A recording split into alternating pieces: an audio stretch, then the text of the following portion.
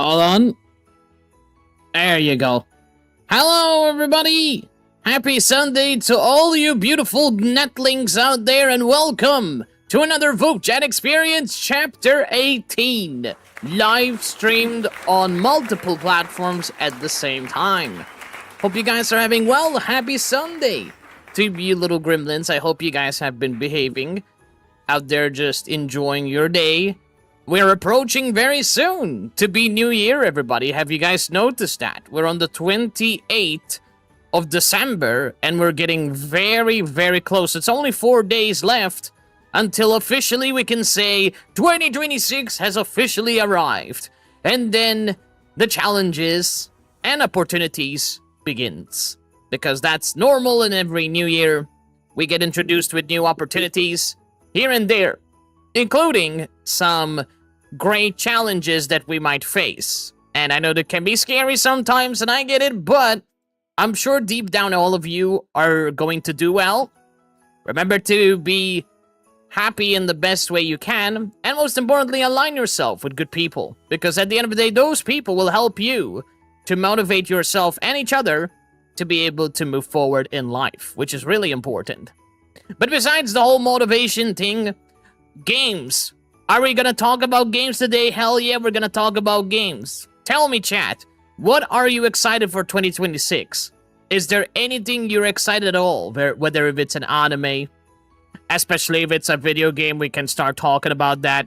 Because there's a lot of cool things out there, including I got some cool things as a content creator, which is, besides the new concepts that will be published, hopefully, fingers crossed, at least I'm hoping, is that my VBridger functionality for this model will actually be resolved. So that way, when I actually enable it with VBridger, you will see much more better expressions. So they'll be more expressive, and they'll be much better. At least that's what I'm hoping for. We got a little tech issues going on with it, so it's a little bit complex because there's some things which I need to set up, maybe some modifications which I need to do. Unfortunately, it's not as working out as the rigger showed me, and I understand that the rigger used an iPhone to be able to get the best tracking, which unfortunately I'm not gonna pay for, because iPhones are really expensive. Like, I'm not gonna pay 1,000 euros or more just for a phone, mind you. So, that's not gonna happen just because I use it just for in my case, mainly for VBridger, right? So, I'm just waiting for a solution to see how it can be resolved with my webcam, which is using the NVIDIA tracker, which is still not bad as a tracker. Of course, the best tracker would be the iPhone because of the technology, but to tell you the truth, you don't need to spend all that money just so you have good tracking. Just making that clear. I mean, I've been using NVIDIA tracking for a long time. It's not the best. It's not the greatest thing in the world, but it's much better than most other options, you know?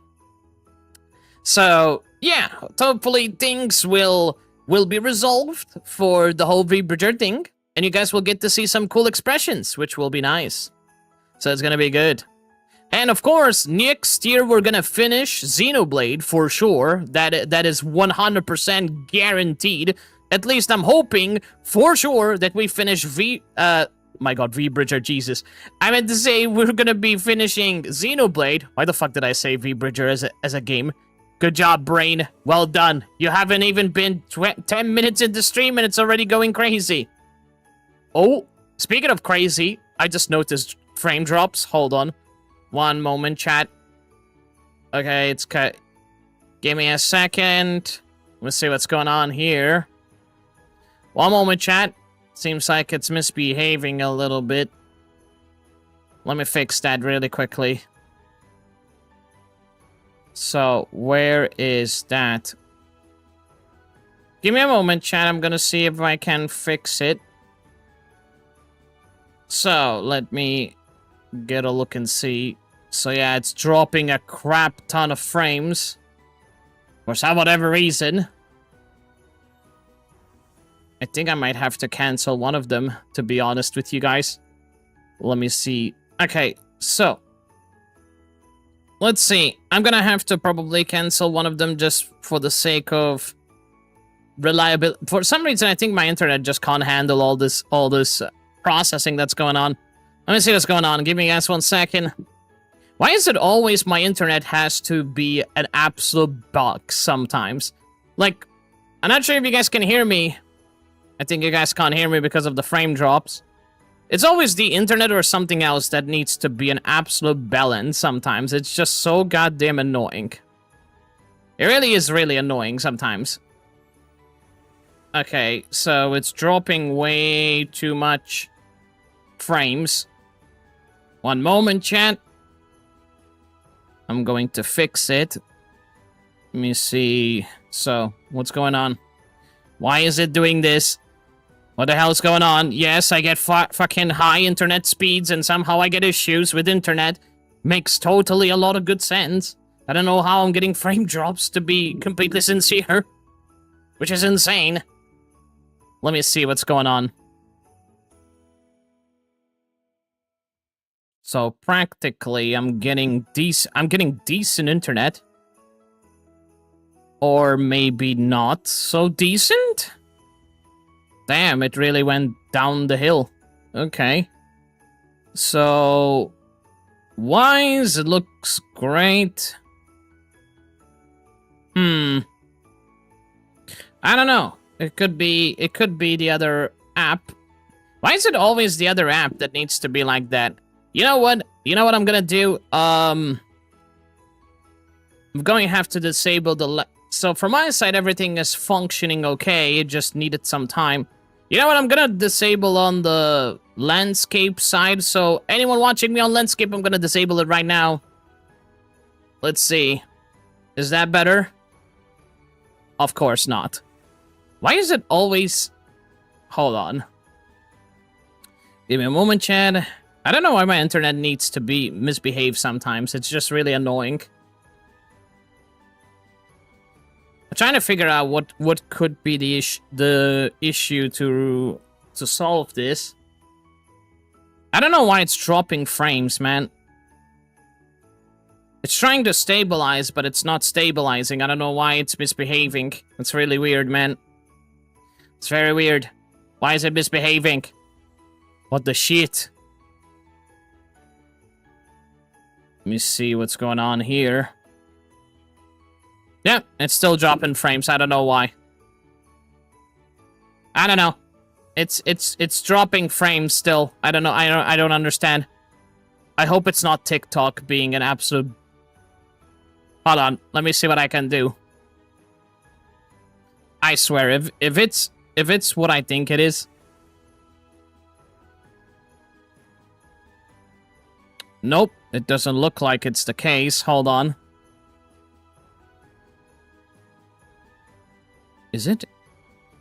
I can't even tell if it's... So I'm testing to see...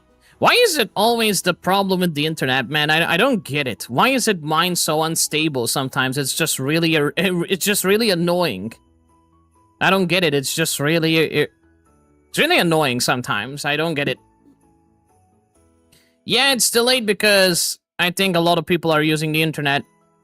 I don't know. It's just really weird. It's just very, very freaking weird. I just don't understand why it's misbehaving that much. I really don't get it. Yeah, it's very weird. I don't know why. It's very, very crazy.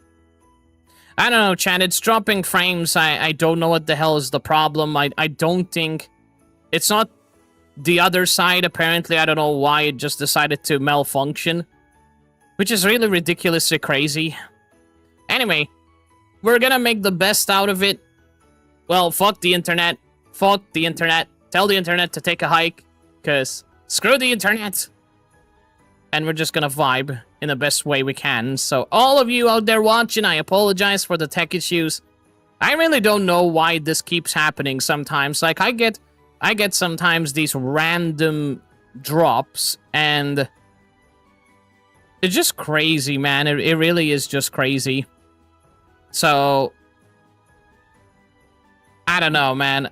I don't know. Let's see. Let's see if we can do some streaming, shall we? Alright, everybody. So, let's have some fun.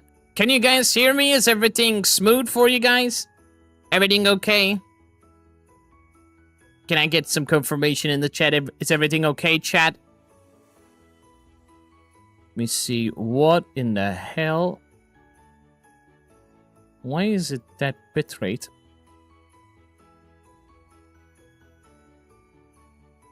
Give me one moment, everybody. I'm just checking some things. Why does everything look so weird, man? What the shit? Why is this 10,000? One nani. Apparently, I think I might know what the cost might be. What the shit, man? I think it's due to the thingy, the bitrate, which causing it. The bitrate on how it's configured. That is very weird, man. I hope it's not. I think there was something not misconfigured. Something got changed, and it ruined quite a lot of things because for some whatever reason, it decided to change shit. The YouTube one is good. I reduced the bitrate consistency, so that way it helps the bitrate to stable, because for some reason it was 10,000, and I was like, why the hell is it 10,000? No wonder it's gonna cause other problems to other apps, because they need some free upload speed so they be able to operate as they should be, right? So, as I saw that, I kind of got a mini heart attack. I'm like, what the fuck happened? That's actually kind of strange. Never mind. Hopefully you guys can hear me. Hopefully it's all clear and crispy. Actually, you know what? Let me see if I can enable on the YouTube side and see if that helps. As in, the reason being it's because it's not from the applications. I think there's something wrong with my internet. At least today, it decided to misbehave. So let me try again. I'm going to turn that on. Hopefully it starts behaving well. Hopefully. Let me see what the heck's going on. Why is it not operating as it should be? Shit. Come on, man. Why you gotta do this every time I need to do stream? No. It's not as delayed as anymore, thank God. Why is it so delayed? One sec, chat. I'm sorry, chat. I'm trying to fix it because it looks very weird. What the hell, man? Also, there's another problem I noticed. Where the hell? Oh, shit. Wait. I just noticed. This is not... Oh, come on, man. This is such baloney. Give me guys 1 second, I'm gonna have to fix it. Come on, man. This is ridiculous. I love how the stream key, you have to bloody change that shit all the damn time. Come on, man. So connection is excellent. Excellent. That's what it says, even though it's delayed. Let me do it one more time. Sorry, chat. I won't take long, I promise. I'm just gonna try and fix this quickly as I can. For some reason, it's dropping frames. I don't know what's going on. I don't understand. It's really weird. Yeah, it's just going crazy, man. Internet issues, gotta love it. Tech issues, gotta love them. You gotta fix it. You need to be a technician, they said. Well, technically, I mean, you're not wrong, because if you're not a technician in these parts, especially being a creator, it's gonna be a headache, that's for damn sure. So I'm just gonna bring the landscape back. I don't give a crap if it's gonna start dropping frames. I mean, I hope that on YouTube side, both landscape and vertical is gonna behave, because I just don't know what the hell am I gonna do. Sorry, I've been literally complaining for the next 20 minutes. I think I should just shush. Hold on. Because it's really annoying. Let's see. What about now? Now it should be working. Okay. There you have it. So on the other side, they're both working. I just don't know how stable they are.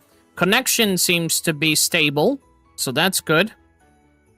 The other one I'll have seems to. The mic quality seems to be good. Everything seems to be okay on the YouTube. Can anybody confirm on the other side if it's good or not? Can somebody clarify that, please? I think on the underside everything looks smooth. Smooth as butter, so it should be good. Okay, so on the other side it's smooth as butter, which is nice. Okay, so the other side is working. I don't know why the hell on this side is not working, but hopefully it will stabilize.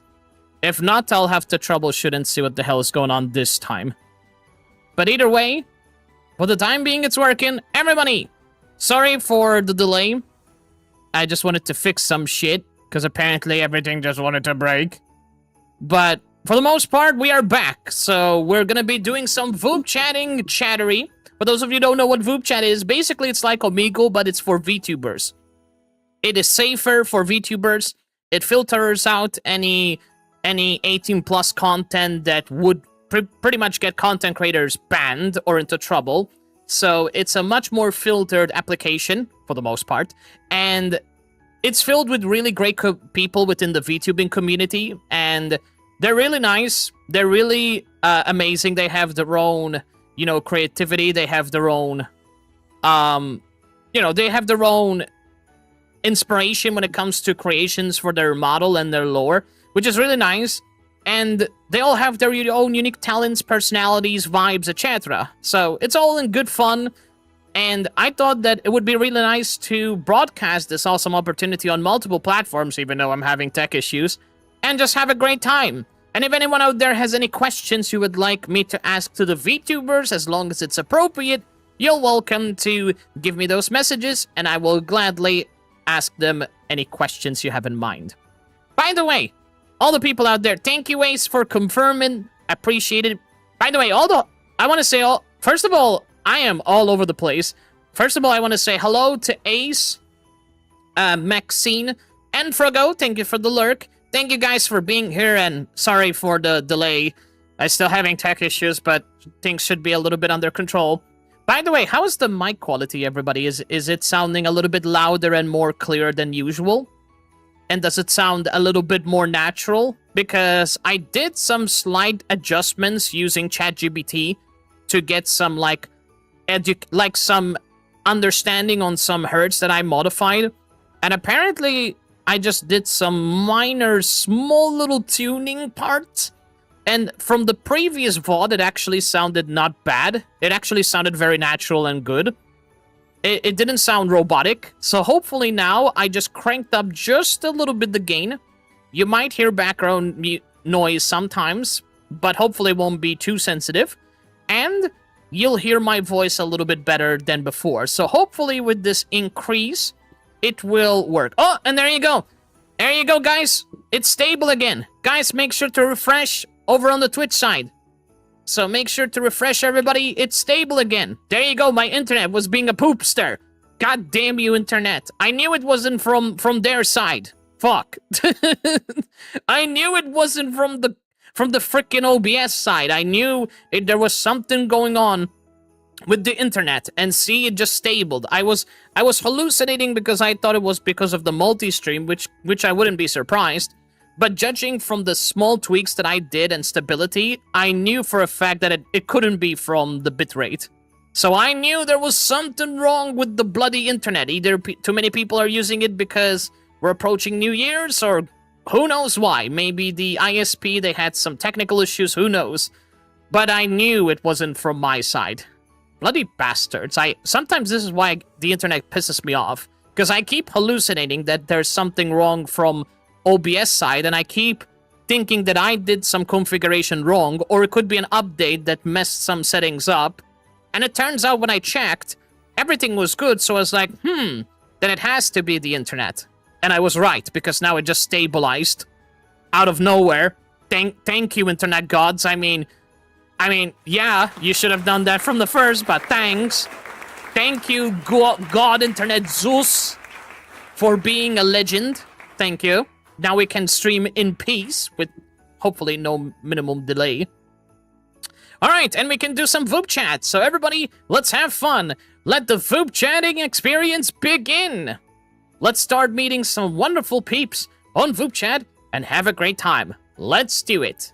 And at least, internet, back online, good than ever. Everything is smooth as fuck. I don't know how all of a sudden everything is smooth, but everything seems to be smooth now. Interesting enough. So that's great. Wonderful, wonderful, wonderful, wonderful. So yeah, we're good to go, peeps. We're good to go. So let's do it. Let's make it happen and have a great time. So all of you, let's go to the VupeChat. Game 18!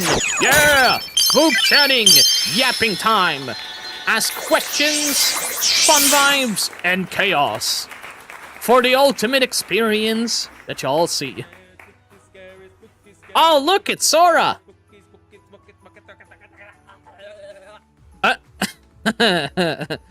And I love how he's always a chaotic gremlin.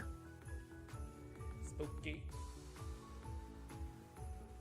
Wait, were you trying to sing Spooky Skeletons? Scary skeleton. He was trying to speak. He was doing a karaoke. Sir, did you try to do karaoke? Is that what you were trying to do? Scary.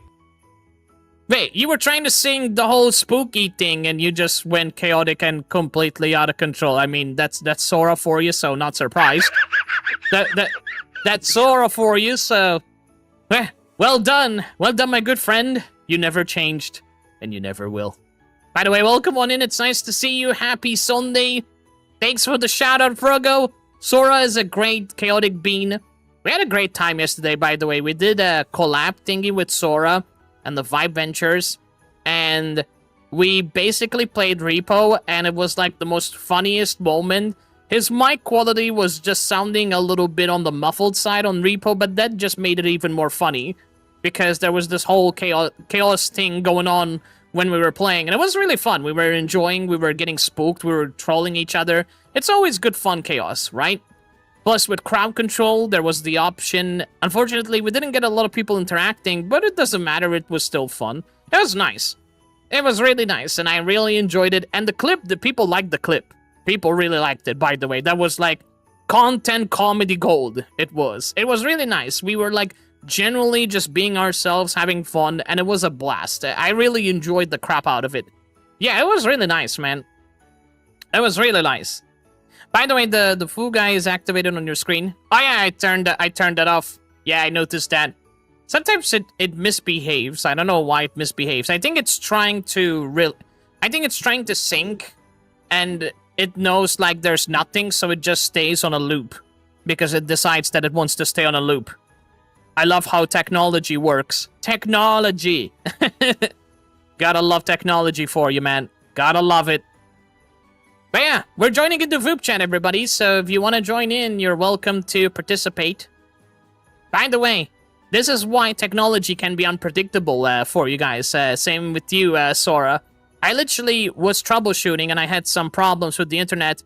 It turns out I was doing like the multi-stream thingy with like on multiple platforms, and I just realized I thought there was something wrong, misconfigured on my side on OBS. And guess what was the issue? It was the goddamn internet.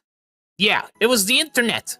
And the funny thing is, I couldn't do a damn thing. I just had to wait, crossing my hands like this, and then I'd say, damn, I'm just waiting on this giant, crazy, annoying internet technology to stabilize. Because I was like, either they're having problems with the ISP, or too many people are using the internet, which I wouldn't be surprised.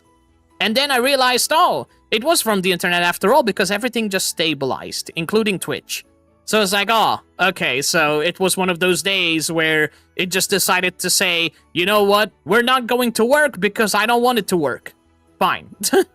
I'm like, okay, and now just decided to work. Don't ask me how, it just did. But yeah, this is my point. Sometimes technology can be unpredictable. And I there's a logical reason for it, but I don't know, sometimes it just messes around and it's just crazy. It's just crazy, man. When it's the internet the problem, you have nothing to do, and that's the most annoying thing. I mean, to be fair, it depends, but considering everything I did to troubleshoot, you know, I know that it's not something I can do, because unplugging the cable doesn't work. I changed the modem not too long ago, everything is up to date with drivers. I basically turned off the modem, waited a little bit, and then restarted it again so that it refreshes the link. And it also lowers down the temperatures on the inside, because if it starts heating, it starts malfunctioning a little bit. Because network equipment can be quite sensitive sometimes. And I did everything in the past and nothing fixed it. I remember the only thing that fixed the internet issue is we replaced the modem because the one that we had was old. And it was by our contract agreement. That's the only smart play I did. Because I knew that what we paid for, we were not getting the speeds that we should be getting. And we were getting double less the speed that we paid for. And I'm like, wait a minute. There's something not right here. Why are we getting negative ×2 the speed when we paid to have double the speed, right? And it turns out they told me that the modem was out of date. So they had to replace a modem with a better one because it was supported with new drivers. So apparently the modem was outdated. And that's what caused the whole tech issue thing to happen. So yeah, sometimes you can fix it. Sometimes you just gotta bite your hand and say, I wish I didn't have internet. But, I know, at least at some point it gets fixed, you know. That's the most important thing. You just gotta be patient and pray to the miracle gods that something happens, you know. I know this, unless I'm wrong, the crowd control is still working on the background.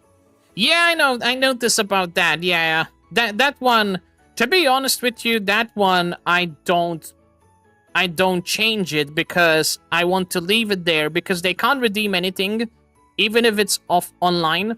They won't be able to redeem unless I turn crowd control on. So I just leave it there, resting my mind that when I turn on crowd control, they can actually use it. Besides that, they won't be able to use anything else. So that's not a bad thing, in my opinion. Alright, guys, so we're gonna join into VupeChat. If any one of you out there wants to join, you're welcome to join, okay? You guys wanna have fun you're more than welcome to do so. We're gonna jump in and have some fun conversations. We're gonna see how everyone's been up to in VupeChat. I hope they're good, I hope they're happy, I hope they're vibing, I hope they had a great Christmas. You know, it's gonna be great. It's gonna be fun. So, let's do it. I'm gonna turn this off. Alright, give me guys 1 second. I'm just gonna remove these. There you go. Alright, everybody. Here we go. Time to go on to VupeChat. Let's have some fun. Alright, let's see. Who do we got that we'll be chatting with? Wait, what? 1 sec, y'all. 1 sec! Oh, shit! What the fuck's going on? Oh my god, it's lagging. Jeez! What the hell? Not now, TikTok! Give me, guys, 1 second. Oh, hell no. It just disconnected, and it just said, couldn't connect. Trying to reconnect. What do you mean? What do you mean? What the hell is going on? Give me guys 1 second. Let me see what's going on now. What do you mean it's disconnected? Disconnected my fat ass. Hold on a sec. That is so damn weird, man. Anyway, I'm gonna try that again. Hey, Dancing Ninja, welcome on in, dude. Happy to see you in. Happy awesome Sunday. Welcome on in, friend. How you doing, Dancing Ninja? How has your lovely day been going? It's been a while since I saw you in. I hope you've been having a fantastic days, and I hope you're prepared for the New Year's. New Year's 2025. That's gonna be a challenge. But I'm sure you guys will do well. Y'all are smart beans, so I believe in every single one of you. You guys got this, okay? Everyone's smart, everyone good. What? What was that? Oh, that's the sound effect of that? Oh, okay. Yo! Amma. Yeah, so, yeah, that's my new custom matching sound. How's it going? That's awesome. I thought that was TikTok for a moment playing mind games. I was about to scream for a moment. That's cool. Fair. I mean, like, I mean, yeah, I get that the was it TikTok on the browser is like pretty funky at times, but like, Right. yeah, no, that was actually my custom matching sound. If you hear that ukulele, you know you're getting matched. You're getting matched with this dumbass. That is so cool. I like the whole custom sound thing. That is nice. And it's funny how it actually happened as soon as I got notification from TikTok saying disconnected, and I'm like, fuck. I thought that was actually TikTok. La- Perfect Lamau? timing. That was crazy. Yeah, that is crazy indeed. Oh, that's Sunday for you. But how are you? I'm alright. Just chilling. What was Cool. it? Christmas over. Now we're preparing for the new year. Yeah, 4 days left. Are you excited for the new year? God, it's already 4 days left until New Year. Yes. We're getting old. We're leveling up. For fuck's sake, we're getting older. I don't want to get older. No. I miss the 2010s. I know. I'm like, my VTuber stays the same, but not the person behind the model. It stinks, man. I wish we had the virtual reality concept, but we're not virtual reality. We're human beings. Yeah, I get you. But it is what it is. I mean, you know, that's part of life. It is what it is. Yeah, it is. It is what it is. You can't. That's just life. Life. Yeah, indeed it is. What? So, an interesting question I want to ask you today. So, are you first of all, you are a content creator, right? Mm-hmm. If there was the biggest goal. Hold on. Yep. Hold on. Can you give me a second? Someone's calling me. No problem. Take your time. Oh, sorry, I forgot to turn that on. God damn it, I always keep forgetting to turn that on. Every time. They should. Yeah. They should. Where were we? Oh. So what is the biggest goal that you hope to achieve as a content creator in 2026? In a way, I guess I'm hoping to for 2026. I guess I do got the three big plans in mind. Those are like kind of like my wish list though. Nice. One is to somehow be able to set up and formally debut as a VTuber on my birthday. Oh, that's lovely. Along with me finalizing a brand new original song. Oh, that's nice. And those are like the two big like wish lists that I have for 2026. Hell yeah! I guess that's awesome. I guess the third is to, I don't know, make more ukulele friends. That's it. That's it. That's really awesome. Hey, no goal is small, and it's nice to have goals. Whether it doesn't matter if they're small or big or medium, or as long as you have something planned out, something that you know it's going to be impactful when eventually you achieve them. I think that's the most awesome thing, because having a direction of what you want to achieve in life is better than having no direction, right? Because you'll get confused, and sometimes you just end up noticing that all the work and effort that you do, you start questioning yourself and say, but what am I supposed to achieve? What is my purpose for doing all of this? Is it to achieve this? Is it to build up an opportunity? So it's nice to have a direction to help you. Okay. Yeah. All right. Fair enough. Yep. Anyway, sorry, brain's empty. So I'll see you later. Take care. Oh my goodness. At least it's working, the whole VupeChat thingy. Definitely working. Hey, Smasa, welcome on in. It's nice to meet you. Meet you. Oh my goodness. Nice to see you. God, my brain is just absolutely mush. Really mush right now. I can't even process. It's like I need more memory, man. It's like I need more goddamn memory. You know what? I'm gonna find someone else, because as much as I like the whole mute thing, I still kind of want to meet, people that actually speak. So, yeah. Hey, hello there. Oh, hello again. Hi, it's nice to meet you. Hi, hello. How you doing? I'm doing fantastic. What you been up to? Lots and lots of stuff.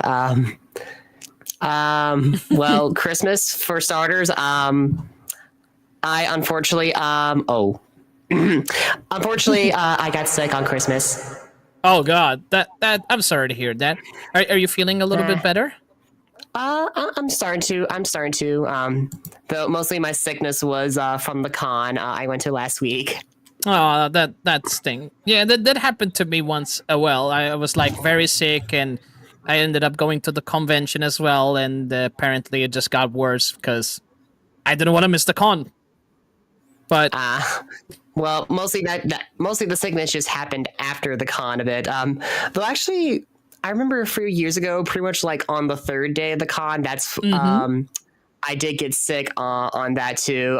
So I decided just to mostly I rested a little bit, but like I couldn't resist, but like just kind of went out for like a tiny little bit. oh, that it really Yeah. stinks when that happens. I mean, Yeah. are you the kind of person that accepts hugs as a way of recovery? Because I would do it. Well, if I'm sick, definitely not. For contagious reasons, usually I just give them like the heart fingers. You know, you just put your thumb and your index together.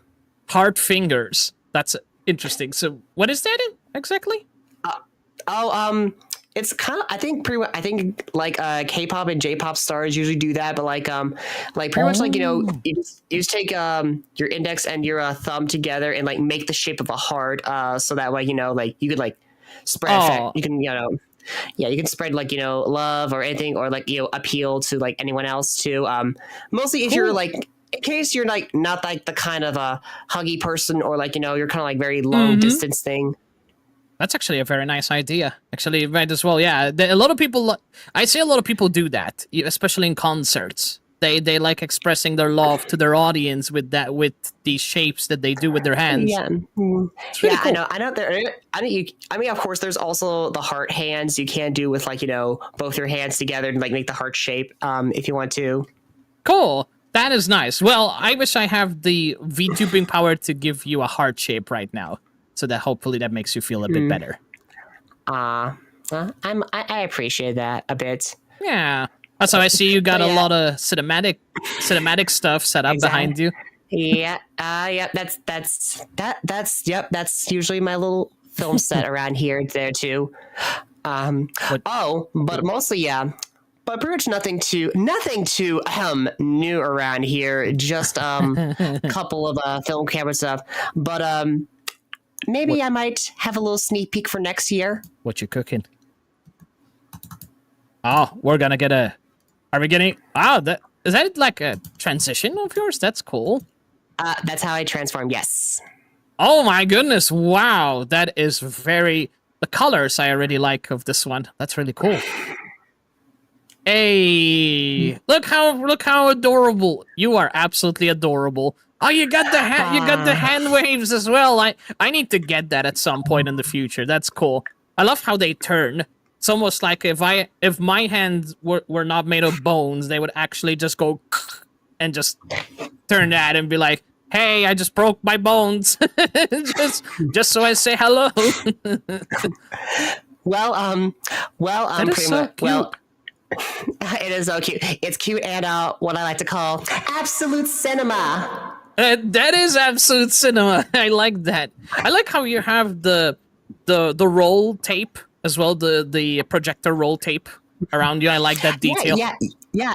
It even has my transformation device. That is so cool. I like that. Wow, that is mind blowing. That is a very cool design. Actually, I might have a little something too that's also you might find cool. Since I know you do like Kingdom Hearts. Oh, what you got? What you got? Oh, that's a Keyblade cinema. That's so cool. It's just a sword, but it's still it cool. Matches it kind of matches. Hey, yo, that's nice. That is so damn nice. That is awesome. What a very awesome stuff you got there going on. You really cooked that idea, and whoever worked on it. Yeah, I had like so many ideas. I just threw it at my riggers and I just told them like, hey, I want to do like something very silly and cool at the same time too. Yeah, that's really wonderful. I really love your creativity idea. That's really nice. Thank you, thank you. I was also able to preview this model at the convention too last week. That's really nice. And which convention did you showcase it in? Holiday Matsuri. Oh, nice. That's really cool. Speaking of conventions, there's the anime one that's happening very soon, I believe. Which one? I believe it's called the Anicon, I believe it's called. Like, like the convention specialized in anime merch. I believe. I think I might have heard plenty of them a bit. Yeah. I mean, so far, I think the only one I ever at least heard about, last week, because it was also on the same week as Holiday Matsuri was Anime Week in Atlanta. A lot of my friends did go there too, plus a couple of VTubers there. Though I went to Hallmat because Iron Mouse and Min Phantom were there. Yeah, exactly. In fact, Iron Mouse is gonna be there in this convention. She literally tweeted about it. Oh, I think it was called Anime Impulse, was it? Yes, exactly. That's the one. Yep. Those are I don't think they do like plenty of those in like California and like one in Dallas, Okay. I think. Cool. I never been to one, to be honest. We never have those here, so I don't know what it's like, but it looks exciting. Hopefully so, I guess. Haven't heard too much about it. Really? So, but you ever been to them? You ever participated in those conventions before? I've done plenty of conventions throughout the years. I've been through a lot of them. Well, this year I've been to like the big ones. Though I actually no, one of them I've never been to before, and that was Anime New York City. Which was in New York City. It was my first time in New York. It was so cool. That is Though so mostly nice. I mostly went because they had the big Hololive concert, and like Hey, I had the best time there. That's amazing. It just made me so happy. It made me so happy. Holiday Matsuri made me happy too, but like I think New York was like my favorite trip of the year. That is so cool. Yo, Hololive, I would do anything just to go there and hear. I love concerts so much, especially the new one they had. That is so badass. Yeah, I mostly never get a chance to go to those concerts, especially the ones in Japan, since I don't know if I can afford Japan. Oh, yeah. I decided this year, like, you know what? That's going to be my big goal. That was my big goal this year. That was it. Just go to the big Hololive concert. I did, and I had so much fun. Let's go. That's amazing. By the way, I noticed your lip singing when you talk in your model. It's very accurate. Are you using, like, VBridger for that? Yes, I am. I know, because I'm trying to set up mine, to be honest with you, and I've noticed a lot of people had, like, very accurate lip singing, and to tell you the truth, I'm having a little problem with VBridger, so it's nice to see, like, how accurate it is. Although I don't have an iPhone. I am surprised people say my lip tracking is a little bit accurate, because mostly like I just show my rigger like some odd examples of like mouth horns whatsoever, and I just kind of thought they looked a little unnatural, but like, you know, the more I play with VBridger, the more it just feels a little bit too natural. True. Because like this is me smiling a lot. This is me not smiling a bit. Still good. It is. Yeah, it actually is pretty good though. That is awesome, because I'm really excited to get mine working. Yeah, and the expressions are way too much fun. Yeah, they truly are. In fact, that's another thing I wanted to see how they can start, functioning in my case, because I got a lot of expressions, but for some reason on VBridger they seem a little bit too small, like the mouth, the lips, they shrink down, and it almost feel like I got no mouth at all. So I'm trying to experiment a little bit with VBridger. But that's cool how accurate the lip singing is, because that's what I really want to achieve, and it's not easy to achieve that. There's a lot of work involved to making that very, very good. So that's nice. That's super cool. Yeah. I'm still testing out this model whatsoever. I'm going to be talking back to my rigger to make sure like there's a few improvements whatsoever. But yeah, Okay, man. But still, Nice. hope you at least have a very good rest of the year. Yeah. Tip my hat to you. Same to you. It's so cool. And I tip my hat too. I don't have a hat, but there you go. Oh my goodness. That is so impressive, man, with VBridger. See, that's the thing. I just want that VBridger thing to work so I can have like good accurate like tracking. Because the tracking that I have right now, it's not the best tracking. As you guys can tell, it's it's a little bit too unnatural, and that's why I want VBridger just to have a little bit of a better tracking, and I'm just praying to God that hopefully she can fix it, because otherwise there's gonna be problems. But hopefully, so far I'm just praying to God that things will go a little better, because I really want my lip singing to be a bit better, you know, so at least it looks much easier to interact with, you know. Hello, Corey. How's it going? How are you? Hey. Everything's going good, man. Nice. I saw you. Are you relaxing? That's cool. That's cool. I saw you with the pumpkin fella last time you were chatting. I hope you had a fun time. Oh yeah. Yeah, I did. I didn't realize that he was on here. I was not on my bucket list for today, like that day. Yeah. I did not realize.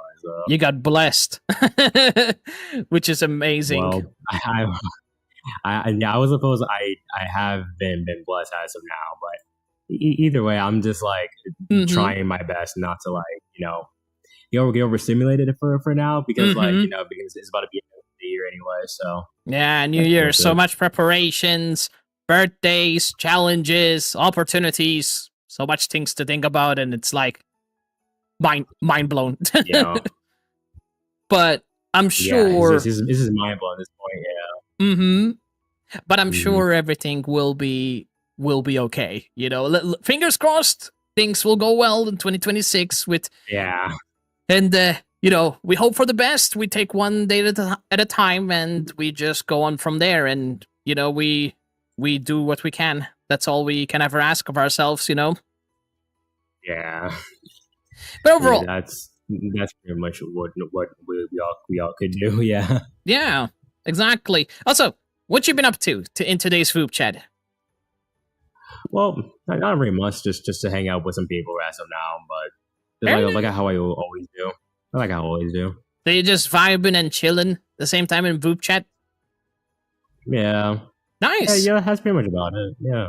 Oh yeah. And listen, sometimes what I find really awesome about this app is that if you ever feel like alone and you want to have conversations, I thought VupeChat has been one of the most best creations out there, because there was so many people out there that you can have conversations with. So many. The only downside I noticed is that sometimes, depending on the time that you are in, that can impact the availability, because you know, some people might be more available to join to a specific time, but then you're like busy because you're working or sleeping, and that might be a little bit challenge. In fact, that's why I do on a Sundays, because I noticed that any other days there wouldn't be enough people to chat with. So therefore, yeah, that's true. I had to make some modifications and testing until eventually I realized, okay, this might be the best day and time frame for me to actually meet people on a Sunday, and that's why I started doing VupeChatting chatting every Sunday to vibe with you and other people. So yeah, that's experimentation. That's one of the main things. Yeah. So sometimes you gotta expand however you like. Just expand however you want. Just explore new things. Yeah, you know where I want to explore? Japan. That's where I want to explore. Yeah. I would do anything to go there. Sure that's everyone's dream. Yeah. I'm sure that's everyone's dream. Right? Go in there, experiencing some concerts, some really awesome game. What do they call it? Arcades? Like really cool arcades they have there. I just love everything about it, even the culture. So that's a big dream of mine, to go there at least a one time ever and just experience everything that Japan has to offer. I'm just very hyped up for it. Yeah, yeah, I'm really, really excited about that. Mm-hmm. Excited about that. You want to go to Japan as well? Yeah, I was like anticipating that for quite some time, and Mm-hmm. you know, sometimes I wanted to like more than travel just Japan. I just want to Nice. travel like overall, like international. Like to be fair, because I want to experience like the like likelihood of like living there, and just like usually just like go relax once in a while with some people, obviously, and also go Yeah. to conventions Hell as yeah. of now. So yeah. Yeah, conventions, that's definitely on my bucket list. Like I remember I went to conventions in Italy and that was a lot of fun. Like if I ever go to somewhere where it's well known for like anime conventions and even like VTubers, there's a lot of VTubers in Japan as well, because I'm assuming a lot of people go there, on vacation. Because I really doubt that a lot of people would like transfer to live there, because transferring to a different country and living there, or it could be to any country, to be honest, it can be very tricky, especially financially, can be a bit challenging. But I'm sure that there are people who do that, and I think the majority of them just go there to get once in a lifetime at least an experience to meet people and just vibe. And especially if they're like big anime lovers or gamers just like we are. I think that's Yeah. probably the reason majority of people go. It's not just for the culture and of course for the food. We can't complain about the food. But Yeah. it's mostly for the anime and gaming stuff, I think, which is really nice. It's nice to see so many different people, even like when TwitchCon happens, like I've met a lot of people from different countries that attended the TwitchCon in Rotterdam. It was really fun. Oh, So, wow. so Yeah. what about you? Have you ever been to a TwitchCon convention before? Well, particularly no, I haven't. I have not been because I'm starting to get into more of like the social side of like streaming. Mm-hmm. Particularly, I'm content creating, but I do intend to go to more like anime more convention basically. For that matter as well. That is awesome. If I ever see you there, I will. First of all, I definitely will scream with joy because it's nice to talk to you, and at the same time, you're someone I met from VupeChat, which is really cool. Like seeing people there, people that you know. I think it's a very beautiful thing. So it's always so nice. Yeah, I always love when you people chat. Also, I was really anticipated for not only like for off-kai, but even my conventions as well. But Nice. For that matter as well. But it's just like Mm-hmm. one day, like I'll host a convention like one time. It's just like, oh, I'm also hosting this convention or basically like that, and I'll be meeting there at this time or whatever, and I was like, it's just like having that feeling of like that love and support to like to be on conventions and hang out with your fans, hang out. It's very special. To, like to show support or whatever you can. So, so yes, that's pretty much how you are. So nice. That's awesome. By the way, thank you. I saw that, but I didn't want to interrupt you. So thanks for that. I really appreciate it. But no problem. It was so lovely talking to you. Thank you for the nice chattery, Corey. I wish you all good rest of your day. Thank you. You too. And also, hopefully next year I will scream at you and say Happy New Year. I love it, but I'm such a gremlin at times. This is how I welcome people. When something big event happening, like New Year or Christmas, I'm always that kind of an energetic being. You know what I mean? Like, when it's Christmas, it's like, Happy Christmas, guys! Get your Christmas trees, get your whatever you got food, and let's vibe. And if it's Halloween, guys, get your pumpkins, get your Halloween costumes, decorate, get your skeletons and all that, and start, putting stuff together. Yeah, I'm always that kind of like a welcoming, energetic guy, especially if it's people that I communicated with before. It's always nice to see, returning people back to VupeChat and just vibe. It's nice. And meeting new people, of course.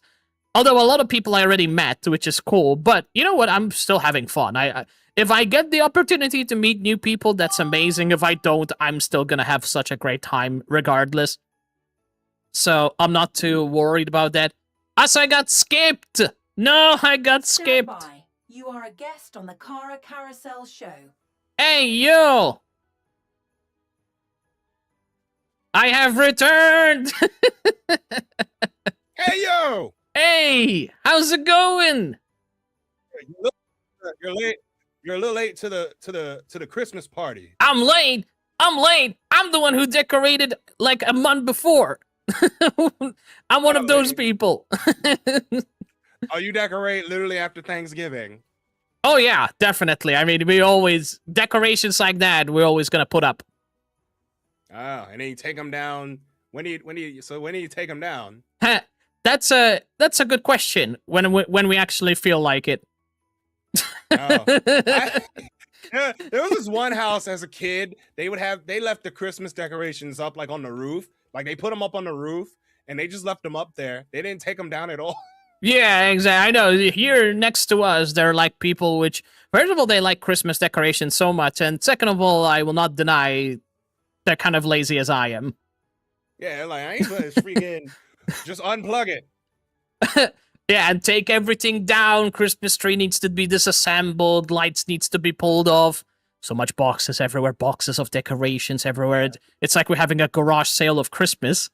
That's probably why I ain't got Christmas stuff in my house, because it takes forever. True. I used to have a bunch of Christmas stuff as a kid, but not anymore. Yeah, it takes a labor of love and time. That's to be fair, that's almost any. I just feel like people put more time in Christmas because I think people like Christmas more than any other seasons. People love Halloween. It's a joyous holiday, Exactly. It's the season of giving. Exactly. And even as a religious thing as well, it has its own beautiful meaning. Not to mention the movies, like the Christmas movies. Like I watched Man vs. Baby by what's his name again? Rowan Atkins? Yeah, Rowan Atkins. That's a movie? Actually, sorry, that's a series. Oh, that's a Christmas movie? What the hell's going on in that movie? It's really cool and it's fun, and I'm like, yo, that's a Christmas tree. And I didn't even realize he still acts. I was like, he matured a lot now, so a lot of actors are not young anymore, and I know some are retired, but it was such a nice treat to see him back. I was like, that's the most Christmas serious joy I actually enjoyed watching. I laughed my butt off just watching it again. All right, wait. What's your favorite Christmas movie? What is that, chat? You told me Die Hard, Dead Hard. Oh, Die Hard. Is everybody the whole debate shit about whether Die Hard is a Christmas movie or not? People keep saying that. Yeah, Die Hard is a Christmas movie. Like it takes place during Christmas time. I'm like, freaking, he's limping at the end of the movie. I mean, if people go by that logic, I mean, imagine if like a movie like John Wick movie came out on Christmas time. Would that be considered as a Christmas movie then? A Christmas movie? I have no idea. Well, at that point, you might as well consider everything on the date that came out a Christmas movie then. Wait, when did Die Hard come out? Hold on, let's see here. That's a good question. I'm gonna look this up. Die Hard movie. Isn't that an old-ish movie, chat? 90. What year did this come out? 88. 88. Damn, I was 2. Damn, I didn't even exist. Yeah, I was 2. It didn't even exist when it came out. Holy shit! Interesting. That's awesome. You know what? I actually want to watch it now.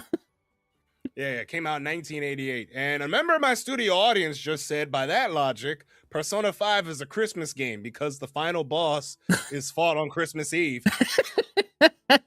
You know what? That's actually fair at this point. You know what? We can make it much more better excuse. We can just tell the devs, hey, just put some Christmas decorations in the game, insert the level, and there you go. You have an excuse to call it a Christmas game.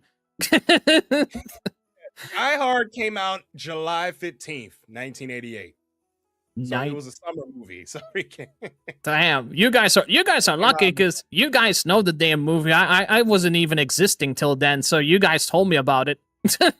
only thing I really know about Die Hard is the trilogy game. I never really saw the movies. I played the game though. Die That's Hard trilogy for PS1. oh, that sounds an interesting one. I always thought the meme behind Die Hard is it had something to do, as in the name, like somebody, well, trying to do something and they're literally dying trying to achieve it, or either it was some action movie that they just called it that just for the meme's sake. I don't know. That could be another thing as well. Who knows? I haven't watched it, so I don't know what it's about, to be honest with y'all. I believe it is on. I believe it's on Tubi. I believe you can watch it on. No, you can watch it on the Roku channel for free. So That's if you have a actually Roku, nice. if you have Roku, you can. Apparently, it's on the Roku channel, so you can watch Die Hard for free. Cool. But not my favorite Christmas movie. Well, I have a few favorites. Home Alone 2. Nice. Obviously, That's a good one. Last Holiday, which is starring Queen Latifah. Mm-hmm. Nice. And this is gonna be a very obscure one. A Diva Christmas Carol with Vanessa Williams in it. Interesting. I noticed you're the first person that didn't mention the Grinch, like the classic Grinch. I never was into the Grinch. You never watched it, or you don't like it at all? I watched bits and pieces of it, but I never really got into it. I really liked the Grinch because there was my favorite actor in there, of course, Jim Carrey, the legend himself. Yeah. Yeah. You should have. I watched Jim Carrey when he was in Living Color. That was before your time. It was an old variety show. Think Saturday Night Live, but by the Wayans brothers. That sounds interesting. You know what, chat? I'm just gonna make a list of all these classics, and we're just gonna start watching them. Well, it's a variety show. It's like think Mad TV before Mad TV. All You ever right. see that show? Not really. No. Okay, so yeah, In Living Color came out in the 90s. Ooh, It was all a right. variety show. I have season 1 on DVD as well, Lucid. Freaking love that show. We used to have the tapes. Damn, I just feel like I should have known these cassette, things. Cassette tapes. We had VHS tapes. Oh, I remember those. we had VHS tapes, and I still have VHS tapes, but there's stuff on them. Remember, so I can't really show. Remember DVDs, chat? Remember CDs back in the days? Not the Blu-ray ones, the old ones. I remember when DVD players were like $2,000. Oh, yeah. I remember video games when they were like, what, $15 or less? Probably. I mean, Chad, they were not cheap at all back in the days, right? At least in the PS1 era, right? No, they were. Shoot, they're cheaper now than they are today. Are they? I don't know. I saw like the PS1 games and they're like $100. I'm like, no, it's not. They never been. I mean, depend on the game, but not like even in the Super NES days, they weren't that expensive. I mean, back then, with the inflation and all, you weren't really spending, obviously. A fortune. 3 was like, Final Fantasy 3 at one point was like $70 back in 1990. Holy shit. God. Now, keep in mind, this Final Fantasy 6, Final Fantasy 6 3, not actual 3. Not actual 3. Not the actual 3. Interesting. Yeah. Oh, I love cassette tapes. Freaking, I still had cassette tapes. Look, we're aging ourselves. This VupeChat has turned into retro streams. Holy shit! Literally, it's cool. We're talking about old shit.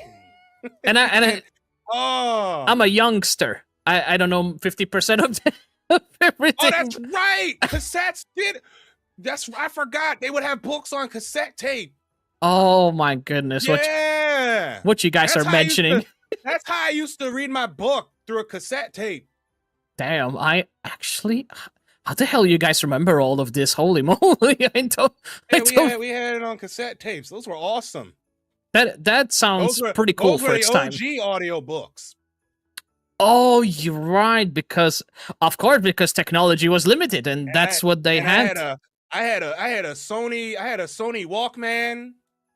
Sony. Man, That sounds. What is that? Sony Walkman. it was a cassette. It was a cassette player. Oh, that's an interesting cassette player. Actually, Yeah, before CDs, you had cassettes, and before that, I know you had 8-tracks. That was before my time, but yeah, you had cassette tapes, and oh my god, it had a Sony Walkman. It had a radio setting on it. You could listen to radio on it, but you could also listen to cassette tapes. Hell yeah. Yeah, I used to have the oh my god, I would use those for audiobooks. We would get like blank tapes and record like audiobooks. Damn. We would record music from like CD to cassette tape. Imagine me recording myself actually reading Twinkle Twinkle Little Star and just putting my cassette tape, and I would just end up traumatizing kids for sounding like probably like some villain demon reading something for them, even though the whole purpose is to try and put them to sleep, and then you hear my voice like, I'm not going to sleep, you're just traumatizing kids. I'm like, all right. I mean, we had it with the, oh my god, those were the days, man. Yeah, I agree. In fact, good times before internet. I still am playing games on the PS2. Fun fact, because I don't have a PS1. It broke. Nothing wrong with PS2 games. Yeah, good. I love retro games. I really love retro games. Me too. I need to stream more retro games. Oh my god, I need to stream more. I remember the games that I really loved back in the days are the Harry Potter games. Like Chamber of Secrets was one of my favorite on the PS2. I really liked as well a game called Bakugans. Back in the days, I loved Bakugans. That was like based on the show. Yeah, exactly. The Battle Brawlers. The OG, like the true OG, not like the remaster one, because the remaster one they made it a bit more for like too much like young age kids, a way too more like way too cartoony, if that's the way to put it. And the other one was like unhinged anime, kind of like the anime where you have like dark moments and really awesome intense action moments. Something like back in the days they didn't hold back in that kind of stuff when it comes to anime, especially like the old stuff. Yeah. Lucid Plays said, I still play Mega Man Legends 1 and 2 on the OG PlayStation. Oh my god. That's awesome. Wow. It's interesting. Oh my god, I might have to start doing more retro stuff now. Holy hell shit. Yeah. Maybe for 2026 do more retro, because everybody does like current stuff. I'm like, man, I mean, only thing retro I've really been streaming is City Heroes. That's really good. To be fair, there's a lot of retro gamers which I follow, and I thought it was pretty cool because it brings such a lot of nostalgic factor. And if you really like retro games, I will tell you for now, people will love to watch people play retro games, especially those that admire how much things have evolved. In fact, Nintendo Showcase, they literally confirmed there was like what was that? Megamind, I believe. They did some remaster edition of the OG one, if I'm not mistaken, and they're going to release it. Man. I believe so. Yeah, they're doing like a remaster of the old one, which is really nice. Another remaster of Mega Man. Yeah. Exactly. Even though they've already done plenty. Wait, so they're remastering and not a... I think it's a Mega Man remaster, not a I think it's port. Well, I think it's mostly a remaster. They did modify some things, so I'm not sure if that's still considered as a remake at that point, because they did change some small things in it. That knows. Oh, okay. Yeah. But now, as far as like I've been playing, what else have I been playing? Saga Frontier Remaster. That's oh my god, that's a fun game. That's a really good one. RPGs. I love Saga Frontier. That is an interesting one. Which game I played on the PS2 that was like one of my favorite RPGs? I mean, obviously I played the Kingdom Hearts games on the PS2 back in the day, so... I am not playing those on stream. I am not playing those. I will not play Kingdom Hearts on stream, no. Well, that's going to be our goal then. Everybody's just going to be listening, be like, hey, that's going to be your new resolution to attend. I am not playing Kingdom Hearts on stream.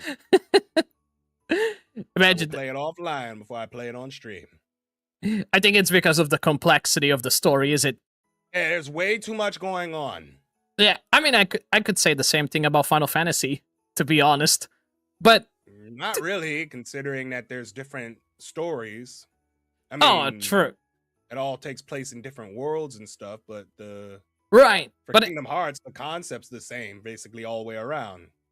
in the most part, yeah. Because I think the misconception is that since usually, you know, people play it in the exact order, starting from 1 and all the way up, I think a lot of people assume that the others, in a way, they should be connected with each other. But when I played, for example, 6 and 10, it was very different from Yeah, what they are. completely different. Completely different, right? Because we don't see Sephiroth in 10, or we don't No. see, you know, what's his name again? Tidus, I believe. Tidus. Tidus. I don't want to piss people off by pronouncing his name wrong. Here we go again with the whole name thing. But yeah, there was a lot of different characters in different Final Fantasy, and I think that's what I really liked. Different characters, different stories, and they had nothing to do, which made it kind of easier to connect. Although 10, in my opinion, there was so many places and so many lore behind each section that it was like, damn, there was so much just to keep track of and understanding like bits and pieces of lore in each section, which was nice, actually. Yeah, But 10 was good. 10 was amazing.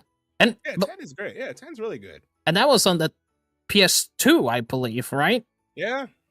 As well. God, that's a awesome game. Actually, that's the game you can play. Actually, you could, if you have a PS2, you can stream that. I have the remaster on PS4, I believe. I mean, yeah, I can buy it on Steam right now. Yeah, you can get it on PC as well. That's how I streamed it.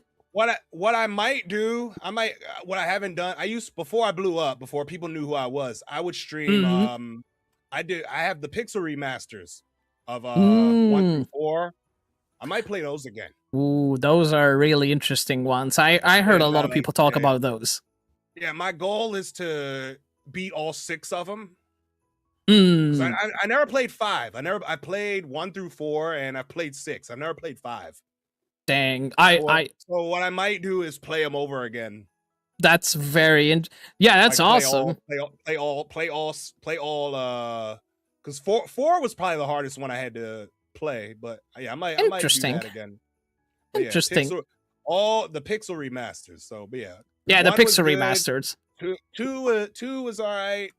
I played 2 when Dawn of Souls came out. GBA. Interesting. My God, you are mentioning a lot of interesting like old stuff. But it's cool because I really admire the technologies and creation they had. You know, like not that I have anything to say negative about this generation of games, because there were very phenomenally mind-blowing games with the technology and engines they're using, but there was something special about the old school games that you kind of don't see that much happening in today's generation, like how the stories used to be scripted for most RPG games back in the days, or or even like pretty much the mechanics and stuff. I think a lot of things have adapted to this generation's difference that you don't see. You see a lot of things different, but I mean, for me, I'm still very happy. I mean, I still yet to play, for example, one of the greatest JRPG, actually turn-based RPGs out there, which is Clair Obscur. I'm going to enjoy. I have not played that yet.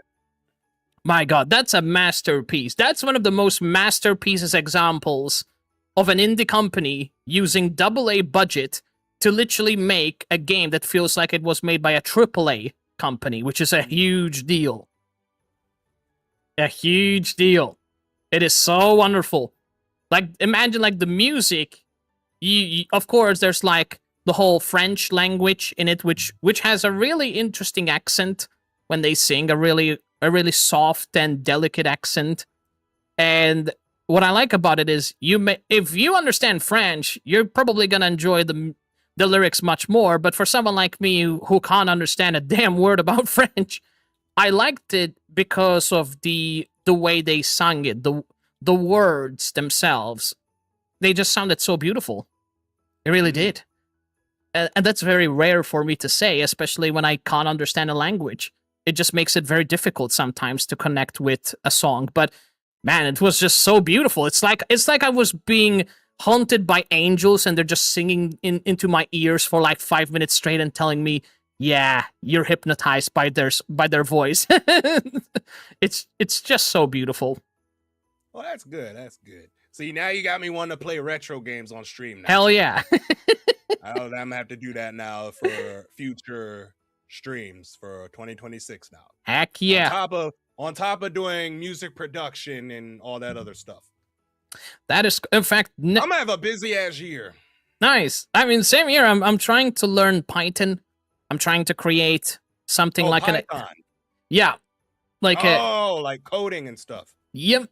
I'm trying to learn like how to make like AI chatbot, and I'm also trying to get my appointments done by like voice specialist doctors to see if my voice health is good, because I do voice acting from here and there when I play games, and not gonna lie, Iron Mouse actually inspired me to sing, even though I'm not trained by anyone whatsoever. But I want to begin from somewhere, and I thought that would be the small stepping stones that I need to do. Oh, okay. Because I really love hearing people sing. I think that's something very beautiful, and I think that my voice might have a very fitting role if I put my heart and passion and dedication to sing songs that I really enjoy and they are like impactful to me. I'm not gonna sing Sanctuary though. That's too hard and that's too fast as fuck. It's beautiful, don't get me wrong, but man, I'm not gonna be like there and I'm gonna turn myself to like 200% speed and I'm just gonna start singing like that. That's not gonna happen. My stamina's not that strong enough to literally match up with the speed of how things should be sung. Like, that's not gonna happen. But you gotta start from somewhere. You can't expect yourself to be a professional if you don't begin from somewhere and build from there, right? Yeah. But I mean, well, all right. That's basically my and of course, getting a new model and a new debate. It's gonna be cool. Oh, you're getting a new model. Yeah, it's gonna take a while. There's a lot of work, but I'm excited. It's gonna be really fun. It's gonna be for my whole new name rebranding. So I won't be called Nathan Gamer anymore. I will be called Nova Nate. Which is gonna be really cool. And yeah, it's gonna have its own lore. All right. Well, that's cool. All right. All right. Anything you want to say? No, I'm free. I ran out of stuff to talk about. But yeah, right. This is cool. I'm about to show my chat Fire Marshal Bill and in Living Color stuff. Somebody mentioned about that. Living Color. I was telling them about because you were talking about Jim Carrey. I was telling them if it wasn't for the Wayans brothers, they would not have discovered Jim Carrey. That's an interesting. Yeah. When you get a chance, Google In Living Color and Jim Carrey, or one of the characters that he was named Fire Marshal Bill. Hilarious. Wait a minute, Fire Marshal Bill. That actually rings a bell. Hold on a minute. Fire Marshal Bill. Like, let me show you something. Oh, that. Wait a minute. Like howdy, folks. Like, let me show you something. He would light himself on fire in some weird way. Hold on. Oh, wait, I've seen that. I'm literally just Google right now. Okay, I think oh my goodness, this brings memories. Yeah. That's Fire Marshal. That's Jim Carrey. I'm literally seeing him with the whole, that looks like a pilot captain's hat, and he has the fucking, he has like the fucking flamethrower shit in his hand with the glove on. I'm like, what the hell is he doing? That's Jim Carrey. That's Fire Marshal Bill. That's absolute legend. Yo, I need to rewatch that. Just by the image alone, just seeing him stare like he's about to murder somebody, that actually makes me want to watch it again. That's funny as hell. He come out there and be like, let me show you something. It's just hilarious. That is so great. Not gonna lie, the thing I like about Jim Carrey so much is that there was not one single movie which I hated where he was involved. because he's so funny in every role he takes, whether he's a villain or a hero or just some crazy lunatic. He's always just funny as heck. I mean, look in the Sonic movies where they casted him as Eggman. He made it so perfect as a villain. Even like in the good movies, like in The Mask, where he's portrayed as the hero, he did it so damn well. It was amazing. And Ace Ventura. Yeah, as well. Exactly. Everything he casted on was just amazing. And that reminds me of another very great actor that I have big love towards, and that's the one and only Jack Black. Jack is absolute legend. He is. My God, I love him. Even The Rock. I like The Rock as well. He had a lot of the action movies which I really enjoyed, and The Rock. Even like Rock has also participated in a lot of Disney movies. Like what was that movie called again? Race to Witch Mountain, I believe. Yes. Was that Disney? I think so. I don't know.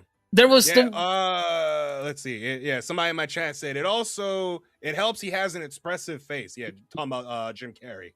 Right. Exactly, yes. And his Jim Carrey's face. Be very expressive. So he's very expressive when it comes to the way he stretches his expressions makes him feel like he was naturally born to entertain. That's how impressive he is. Like, name one person that can stretch his mouth that wide and does the impression. So there's a lot of great actors, but to find someone as close to Jim Carrey, it's a little bit tricky. Oh, The Rock was also in Moana. Moana. Yes, Moana. Never saw that movie. So. It is so freaking good. It's really nice. It's a great one. And I think they're also working on a live action for Moana, which I'm not that kind of hyped, to be honest. They're doing live action for everything because they run out of ideas. Yeah, I mean, we're not going to talk about how disaster the Snow White live action. What an absolute nightmare. Like, everything about it was just in fact, I think the most controversial thing that happened was there was literally actual dwarf actors that were supposed to portray those acting, and obviously they lost their acting job because AI took over and they lost their opportunities and they got replaced with fucking CGI and other bullcrap. And yeah, it just turned out to be one of the most creepiest designs of dwarves in a Disney movie. Like, mind you, the dwarves are supposed to be cute. Of course, in the live action, it almost felt like they were actual human beings and they got possessed and then they shrunk down into dwarves. And they got that really weird-looking face. It's just so weird. Also, they were talking about a guy that they got pulled from the guy from Game of Thrones. I never saw a guy. I need to see Game of Thrones too. Good Lord. Game of Thrones. Do you know one thing I will say about Game of Thrones is if you guys have never played the Telltale games, where I don't think it's actually accurately linked to the actual Game of Thrones. Maybe it is because I haven't watched the actual Game of Thrones, but the Telltale games of Game of Thrones, it's so good. It's really nice. My God, it's so nice. Yeah, it's got a really fun story. Yeah, we're at to look at it eventually. Right. But besides the whole Game of Thrones and vibes, anything else you got planned out for 2026? Well, more music production streams. More work. Yeah, basically more streaming, basically. Hell yeah. That same year, I mean... More on the music production side. I mean, obviously, we'll put some retro in there now. Mm-hmm. Nice. Definitely, yeah, we'll definitely be doing more. Want to do more virtual meetups. I did one last week. That joint was so much fun. Mm-hmm. Just talking with random people. Right. Actually, I have a very interesting question. Am I a good guest? Yeah, this is a long ass talk. I'm talking about old stuff. Right, because I'm aging myself here. Because that's what I like. The funny thing, I'm like, if we spend this long time talking, I'm like, am I qualified as a good guest now? Should I get a trophy or something? I was talking about Living Color, and there's the Surge. Oh, there's the Surge. Oh man. Well, thank you so much for the chatting. It was a lot of fun. Take care. That was a very long conversation, and that was a lot of fun too. Talking about lots of cool stuff. Retro is so cool, man, to talk about. Not gonna lie. Yo, Comedyverse! We meet again. Hi there. Hi. Yeah, it's been quite a minute. How you been? I'm great. I just had a very long conversation with Kara, and it was really fun. It was really fun. Yeah. And now I matched with you, so now. Sorry, tell me. Was this before or after the surge? Funny enough, that I met this person before the surge, and it ended the conversation as soon as the surge happened. Funny enough, so the timing was accurate. Oh, neat. Yeah, that's how it ended up perfectly with the surge as soon as we were having a middle of a conversation. Thank you, Surge. But we had fun. You know what? That's fair. Overall, are you excited for 2026? I'm more excited to see where it goes. Yes, because I do have a lot of good plans coming up, and like I think like with the essential Steam element or the GameCube as they call it coming out, like I'm more looking forward to playing some more games on the Steam engine soon. Nice. I'm so happy that a lot of people have goals. That makes me proud of a lot of VTubers in VupeChat, because usually when I ask this question, people have a hard time trying to decide what goals, and I can understand it can be overwhelming, but people have no idea how important it is to have goals, to be able to have a direction where you want to be in your life for next year. It's really healthy to have goals, you know? There's more goals that I'm looking at, really. There's also like trying to get into the voice acting field a little bit, like just doing stuff for YouTube. Like I don't mind doing things for free, but also since I have 2 microphones after the Christmas holiday, so little story behind that. I wanted a new microphone for a while, and my brother got me a Siren V3. So I got like 2 microphones that are in use right now. So I got a Siren Mini and a Siren V3 right now, and what I'm essentially going to do for next year, hopefully I can do it like in the first quarter, is do more of a VTuber within a VTuber thing. So kind of like a ventriloquist. So you see my lips moving with this model, right? Yep. And if you go to my live, you'll see this parrot or one of the macaws, Pancho. So whenever I feel like talking in the voice of Pancho, you'll sound more like this, and Miss Senior Comedy will be more of the quiet lipped. So whenever you hear me interacting with Comedy, so you'll be like, oh, you had a good shot there, Mr. Comedy. Oh, why thanks, Pancho. I appreciate it.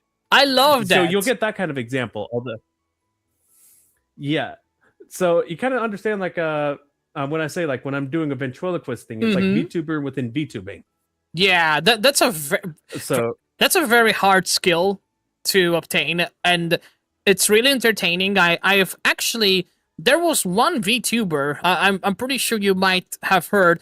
There's like a Muppet version of a ventriloquist that he's also, I believe, what is that person that directs the orchestra? What's he called? The one with the what's it called again? With the stick, you know, like the person in charge where he makes sure. Oh, Jeff Dunham. Yeah, basically, there's a VTuber literally with that concept. Like he does that, and he's also a person who likes music. And I thought it was a very cool concept. He had like this really cute Muppet design, and I liked it. It was just very creative. It was really nice. So if you go with that, I understand. Yeah, everyone also tries something unique, and I do love like uniqueness, and this is one of the things that I actually can do, where I can be unique, especially like since the voices that I do for the parrots or the macaws, they're not necessarily like hard on the lungs or it's the voice box, so I get to do them quite often for a good time. Nice. That's actually good. You're doing really well already with this little demonstration you're giving. That's nice, man. I really like it. Honestly, I hope you continue like doing this out of love and practicing more and continue bettering in the way you can, because overall I'm liking it. I did it more yesterday. I'm sorry to interrupt. I'm just gonna say I did it yesterday. Like with some people who have introduced me to their mascots. So there was this one person that had a slime, and they said like it was like a not a gendered, but like kind of like a male kind of voice. So what I did was like without using any voice filters or anything like that, because I don't do that. So I did a slime thing where I was like, where I just used my index finger and my pointer finger. And then I do this one. That's really good. I like that. That's actually very nice. That's really cool. I don't, to tell you the truth, I don't really know how to do voice acting like that much. I mean, I try, to be honest. I just feel like sometimes when I try, either I strain my, I think it's the way that I try to do voice acting, which I kind of need a little bit of training.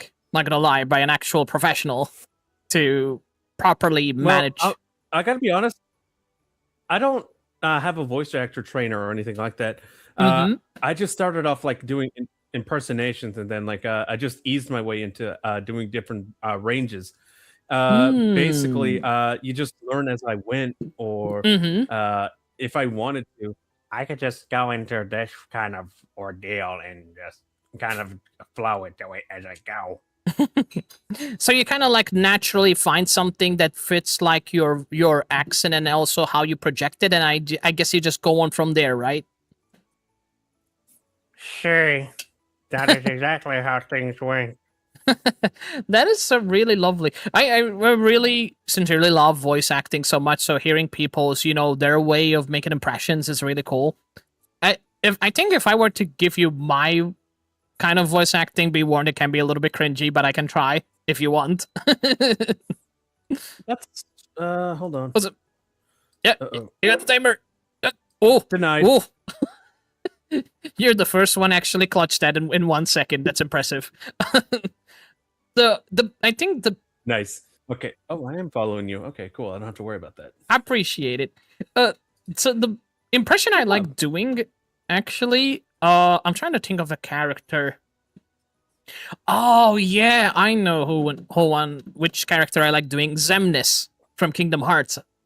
I like doing. He's got that really deep voice, and I love Xemnas. Have you ever seen Xemnas before in Kingdom Hearts? No, actually, I've never played the Kingdom Hearts games, even though I say I play RPGs, but it's something that I probably would 100% want to, like when I get the Gabe Cube, as I said. Nice. That's really cool. So Xemnas has a really deep voice, and basically, I don't want to spoil anything, but he's kind of like a big shot in the whole villain arc thing, and he's very intimidating. He also has a reference which is very, very cool, which I'm not gonna say anything so you can experience it on your own time, because it's really nice. Like, there's something special that I really connect with Kingdom Hearts, and that just brings so much references from old movies that I used to watch when I was a kid. And that's what I really liked about Kingdom Hearts. It just brings back so much old memories, which is why I think a lot of people connect with it. It's not just the great level of adaptation with like Disney movies and characters and references, but I think it's considered to be one of the most psychologically impactful game, one of the many lists of other great games in the RPG content. It's just really awesome. Just really great for what it is. I see. Yeah. What about you? What games do you like the most? Ooh, Silk Song came to mind. Like I know I played that one for a hot minute. I want to go back to Hollow Knight as well. But also I do keep games open, open-minded. So like if we did from Fortnite, Dead by Daylight, Sonic Crossworlds. Cool. That Sonic Crossworlds has been like a really fun game of mine, especially when it comes like to the festivals. It's been really fun to get the decals and all that other stuff. But it's also been just fun by itself, because like arguably it's a lot more fun than Mario Kart. Really interesting. I mean, to me, it's, I don't know to say much because I really enjoyed the crap out of. I guess because I'm more used to it. I guess that's probably my excuse. But what I will tell you, the fact that you mentioned Hollow Knight, a lot of people are gonna be so fucking happy to be friends with you because Hollow Knight, it's got one of the most intriguing, challenging platformer out there. It's got music that is just gold, and everything about it, especially the artistic visuality of it, it's just beautiful beyond beautiful. It's what I think I would And be to even. top it all off, and it's Yeah, only done by 3 people. Like you don't need like yeah, it's like all these exactly. AAA or quad A games. Like they think, oh, you need like a massive team to like do this. Nope, you just need like three minimum of Exactly. 3 people or 1 person. Because the thing about that is that people think that with a crazy level of money, they can hire enough people to cater the production side. But what people don't realize is that the kind of people you have, and this applies to everything in anything in life, even as a content creator as well, is that the kind of people you have that supports a project or anything, even the people inside that it's working, also makes a huge difference. Because look at, to give you an example, Claire Obscure. That was done by an indie company. There was less than hundreds, I believe, of people involved. So, because that's pretty much the justification of an indie company. The lucky thing it had a AA budget, so they had quite a little money to actually produce. But the thing is, manpower and overall artist, storyboard, animators, all the people that worked on it, I don't think they had that crazy much. I mean, they had whatever workers they could probably afford to have, and I mean, look at what they created. They created something as a masterpiece of it. So, like, you can spend all that money in something, but I think the most important thing we should always keep in mind is that it's not about how much you spend, it's the work that's actually involved and the system that actually takes place. Because it's not even just the system or the overall. It also has to do with the passion and essentially the creativity of the game. True. Because like if you have any roadblocks like in the game, then like no matter how many like how much creativity like once would believe, then you're not exactly like going into all of it with all the heart. It's just corporate. Yeah, exactly. Right, exactly, because they for the most part. Yeah, exactly. So, sorry for interrupting. It seems there's a little delay there, and I don't want to end up interrupting you there. You're fine. Oh, good. Okay. Yeah. So the whole, yeah, that's exactly right. You're right. I mean, the thing is that in a lot of things, especially these AAA budget games, is that a lot of people overcomplicate what simple games should deliver. And when I say simple, I mean the core aspect of a game is, for example, RPG. The core aspect of RPGs is story and the atmosphere and the music. But the main thing of an RPG that makes it an RPG is the story. You can have everything well, but you have the core element which is not present, it's still not going to make it a great game regardless. And that's the thing, when people overcomplicate stuff and they don't understand the basic fundamentals of the genre of the game they are working on, then it just defeats the whole effort of it, because it just doesn't make sense for you to make a game that is based as a genre, as a horror game, to give you an example, but there's no element to make it a terrifying game. Unless, not even like if it's a psychological game, like if there's nothing connected with the story, then how can you call it a psychological game if it's not going to impact you in a psychological way?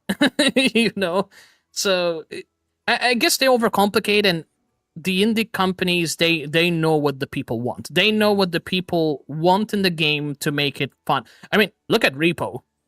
I mean, Repo, in my opinion, is one of the most interesting creativities out there as a whole horror multiplayer game. So they just know how to make good games. That's just exactly my opinion. I mean, to tell you the truth, I'm not gonna disclose and say that other companies don't know how to make good games, because Square Enix, Atlas, those are all big companies, right? And they made phenomenal games. They made, Atlus, they made the Persona games, they made the Shin Megami Tensei games. They're all great titles. Square Enix, they made the Final Fantasy games, they made the Kingdom Hearts games, they made the Dragon Quest games, which was drawn by the actual artist, I believe, that was responsible for the Dragon Ball franchise. It was made by the OG artist back in the day, and that's the thing. Like, they know how to make good games, but I think the main concept is that some companies, they overcomplicate certain things. They think that just because they have all those millions of dollars, they can actually pull off regardless because they have budget at their side. Which sometimes that can backfire because you can put millions of budget, but if you don't got the people to do it and you got, the classified people to know how the hell you're going to work on something, then don't expect it to be good. You just need people that know what they're doing. And they understand what the aim of the project is. But, I don't know. That's just my opinion. Maybe you have a different opinion on that? I do not. Do you agree? You agree everything I said? Yeah, you can say that. Yep. Cool. Well, Right, well, it was fun listening and talking. We'll hope to see you again soon, buddy. Of course. Take care, comedy. Take care. Cool. But, I mean, I think for the most part, I think what I said actually has a bit of sense, right? I mean, I think in my opinion, based on my experience, I think companies do intend to overcomplicate things because they think that budget can actually solve everything, which is the exact opposite of things, Also, welcome in, Bowser. Hello. How you doing? Hey, How are you? not too bad. Too bad. Ooh, there's a little bit of delay. I apologize for interrupting you. One moment. Okay. Yeah, it's always there's that little delay, and I feel bad over talking, and I don't want people to misunderstand that I'm doing it on purpose.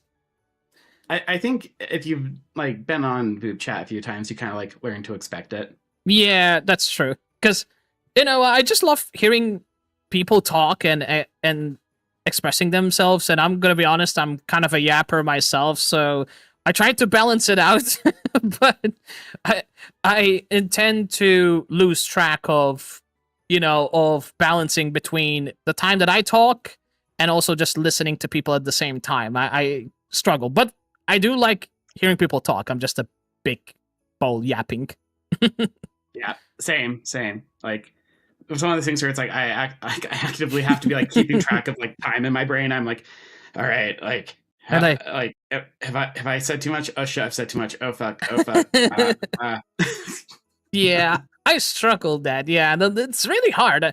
I don't know. My brain sometimes it just loves to talk and it just loves to do things, but then you get overstimulated and then your brain just starts shutting down or just malfunctions. It's like you're feeding so much memory in your brain, and it's like, where the hell is all that memory going? Is it gonna stay in my brain? Is it gonna vanish within a few seconds because you're overwhelmed? What's gonna happen? Right. For me, it's it always pushes out the person's name of who I'm talking to. Mm-hmm. And I've had to invent a game that I call "Who Am I Talking To?" where it's when I meet someone for the first time after a few minutes conversation, I have to quiz myself. I'm "Who am I talking to?" Because then it's still acceptable to be "I'm sorry, what's your name again?" Whereas if you've interacted 5 times, it's you're in too deep. You have to find some sneaky way to figure out their name. You just literally called out how my brain usually operates. Sometimes I always not overthink. I just take a moment to question myself and say, what could I English. What? See, there you go. Brain fart right there. I just question myself saying what could I have asked better to the person when I'm chatting during that conversation, especially if it's a topic-based conversation. I don't know, my brain can be a little bit slow sometimes, but I mean, that's probably a normal thing. I mean, that's not something rare, I assume, so everybody's got those moments at times. Maybe mine is a little bit more challenging because my brain gets overwhelmed very easily, but yeah. But I just love to yap.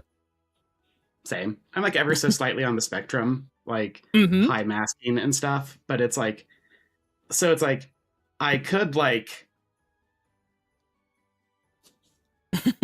I can look like a normal human being who is able to socialize like other normal human beings, other neurotypical ones. But it's like, no, I've had to like read books, like eye contact. I'm like, I've learned that you like match theirs. If they look away, you look away. Like I've learned like treat shit like an interview and be like, all right, like, ask about them because everyone likes talking about themselves because I've read books on how to do that. Like it's like I have like a little like handhold guide to how to be a human in a conversation as I'm talking to people. Mm-hmm. And like I feel like a fucking alien. I'm just like, oh, I'm just like this is stuff other people just like get downloaded in their brain as they get socialized as kids. What? That's bullshit.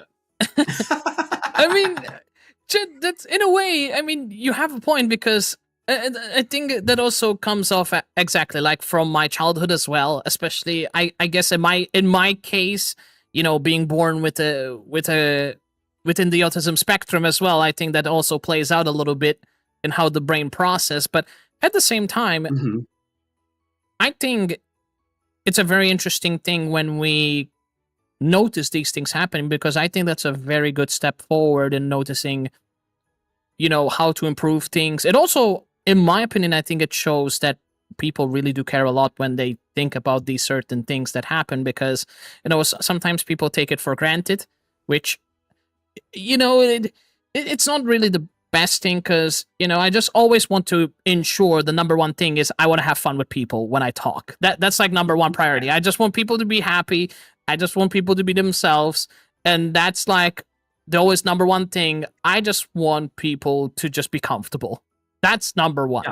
Yeah, yeah, for sure. For sure. And it's hard. Yeah. And I mean, also part of it is like so much of this like social behavior is like, oh yeah, expected to like progress in like career related shit. And so it's like, yes, I love it's like I need to be able to network, and it's like I'm like small talk is already like a fucking like early boss for me. Then it's like, and then you want me to like get information and make it so they want to talk to me again later about professional shit. Dad, that's hard. I'm just like I'm fucking in my mid-30s and I'm still fucking figuring that shit out. I'm just like, this is fucking hard mode. Yeah, exactly. Like this like that's the thing. Like that's something that unfortunately people don't realize, that that's something that's gonna stick with you for the rest of your life.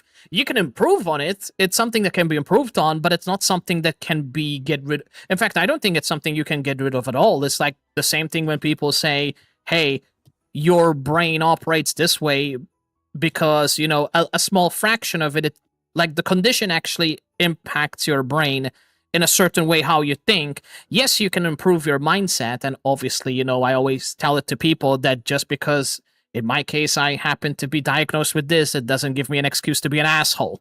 Obviously, that's never the case, right?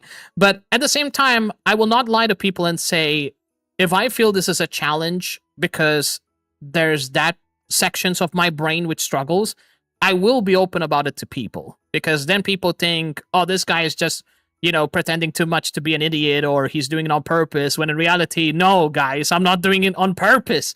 It's just my brain sometimes stops to function.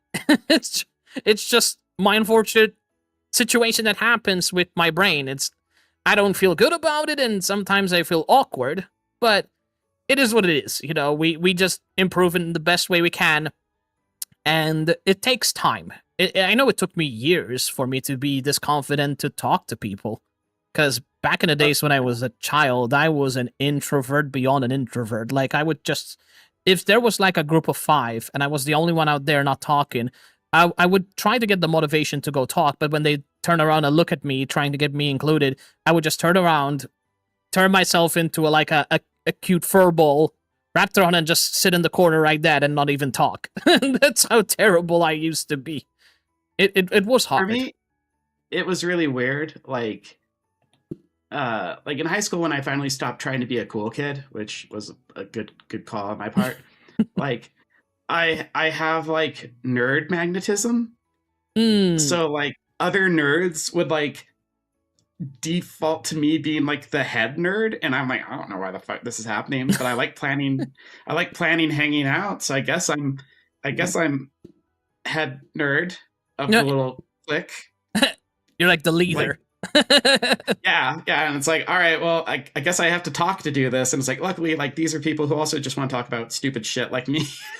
Nice. That's good. At least you get like commonality, which is really nice. And to tell you the truth, that's one thing I've been embracing for all these years is that I just want to be weird. I just want to be happy, but I don't want to be too weird to cause discomfort at the same time. So balancing out things, that's kind of like the forward that I've been driving myself, which is nice because I want to make people laugh, and not gonna lie, I feel like I've been getting very smarter with my way of making jokes when playing games and trolling the fuck out of my friends and just having a great time talking about weird shit. So Same.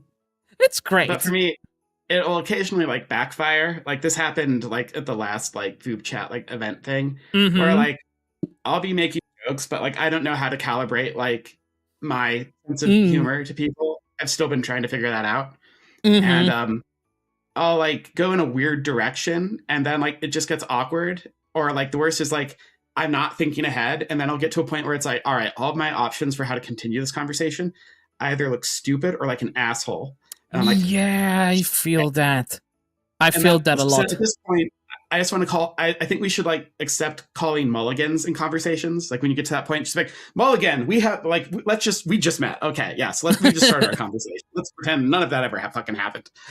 True. Yeah, exactly. Because that's the thing as well. Every person's boundaries are different, and when you're meeting someone, you just don't know whether they're gonna vibe immediately, or you just don't know how they're gonna react, and that's the tricky part. And the thing that I feel so awkward sometimes when that happens is that when they actually call out on that, when you're live and you're like, oh man, I wish I knew that from the start. I wish that person didn't call out on that, because it just made it feel like I could have been smarter at that time, but it just makes me feel less smarter. But at the same time, it's hard to know what people actually are okay and where they're good. Yes, sometimes it takes more genuine connection to develop certain boundaries which they're comfortable, but sometimes like when it slips one way or another, sometimes it's just normal that happens. You're just getting used to that person, so it takes a bit of time. Not everyone are the same. Like if somebody makes like random ass like crazy ass jokes, I'm like okay at some point, but it depends. I'm the kind of guy that for the most part, I do like certain jokes, and in fact I do a lot of crazy jokes. I remember last time I was just and acted like this so-called bully as for content, and we were just like messing around, and we have that like inside jokes, and of course I know people will probably assume that I was probably being on purposely an asshole, but of course I tell the people, hey guys, that's my best friend. That's like an inside joke for us. We know that we're not doing it on purpose, so obviously it's just for the sake of content and the lulz. So yeah, for sure. Sometimes I just have like a dark and perverted sense of humor, so I'm always like I don't fucking like I've been around people who are like on the same wavelength for so long. I'm like when I go to like strangers, I'm like I don't know where that line is anymore. Like where was the appropriate line? I've been living so far away from it. But anyway, I want to chat with a few more people. It's good talking to you. Of course. Take care. It was lovely talking to you as well. You have a good rest of your day. And you too. Bye. And keep doing awesome. Bye. That was great. It's nice to see, people understanding me and at the same time on the same level as I am, the same level of situational moments. I don't like doing that's why sometimes I tend to stay far away from conversations like that, because I get this fear that some people will not understand, or it causes more confusion or more hatred. So if I know, like, if I'm gonna do a sexual joke and I know that my brain can end up either go too far or might assume I go too far, I just tend to lay back and just not do it. Or if I'm gonna do it, I'm just gonna do it for a little bit and that's it, because I don't want people to misunderstand. You know what I mean? Hello! Hi there! Hello. What's up? What's good? I'm doing good. We just had a nice conversation about the brain functionality. Oh my god. Yeah, it's interesting, like how I got to learn so much about different Voop chatters, how their brain functions, and I think it was very educational. True. Also, I just gotta say, you are absolutely very adorable. By the way, absolutely very cute.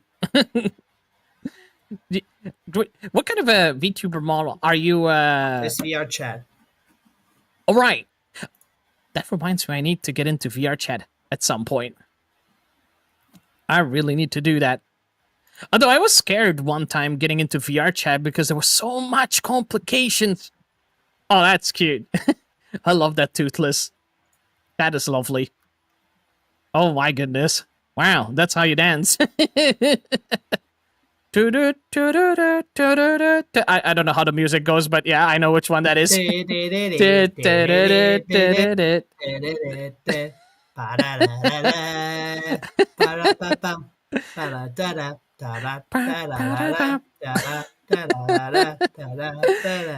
My god, you're such an adorable freaking. I love that.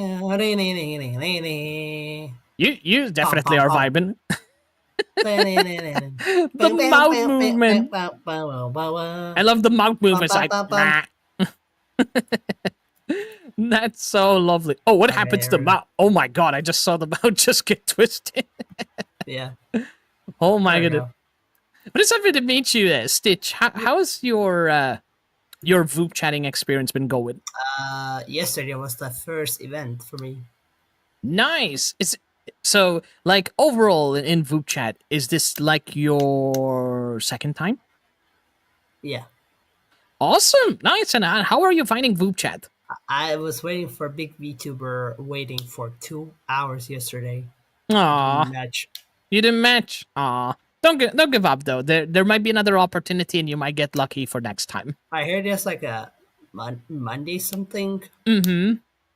Big VTubers come. Could be. I mean, to tell the truth, I used to do other moments live streaming on Twitch and other platforms on other days, but the problem is when I streamed at my time, I never had the chance to meet a lot of VTubers, so I ended up doing it on Sundays. Because that's when most people join in my time. Oh, 10 seconds. Alright. Alright, you can increase the timer, by the way, if you want, but it's fine. It's all good. Take care. Oh my god. That is very cute. I need to actually do VR chat in the future. VR chat would be super nice. Not gonna lie. VR chat would be chaotic as fuck. That would be awesome. Oh my goodness, you have changed! Where's your legs? Ooh. Where the fuck is your legs? What happened to your legs? Don't worry, they're all in the coat. What happened to your legs? Did somebody just eat them? Do I need to call 911? Don't worry, What they're all in the happened to- coat, you know. What do you mean? What did you mean? They're not there. I mean, not that I have any legs, but they're not there. Fair. Are you good though? Don't worry, I'm good. Don't worry, they're all nice You're and good. warm.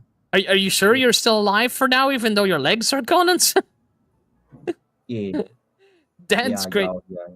But I will say you're absolutely very cute, though. Very cute. Oh, So, thank you. good stuff on that. I like the colors. So, very nice colors. Yeah. I also see you. You also be snug too.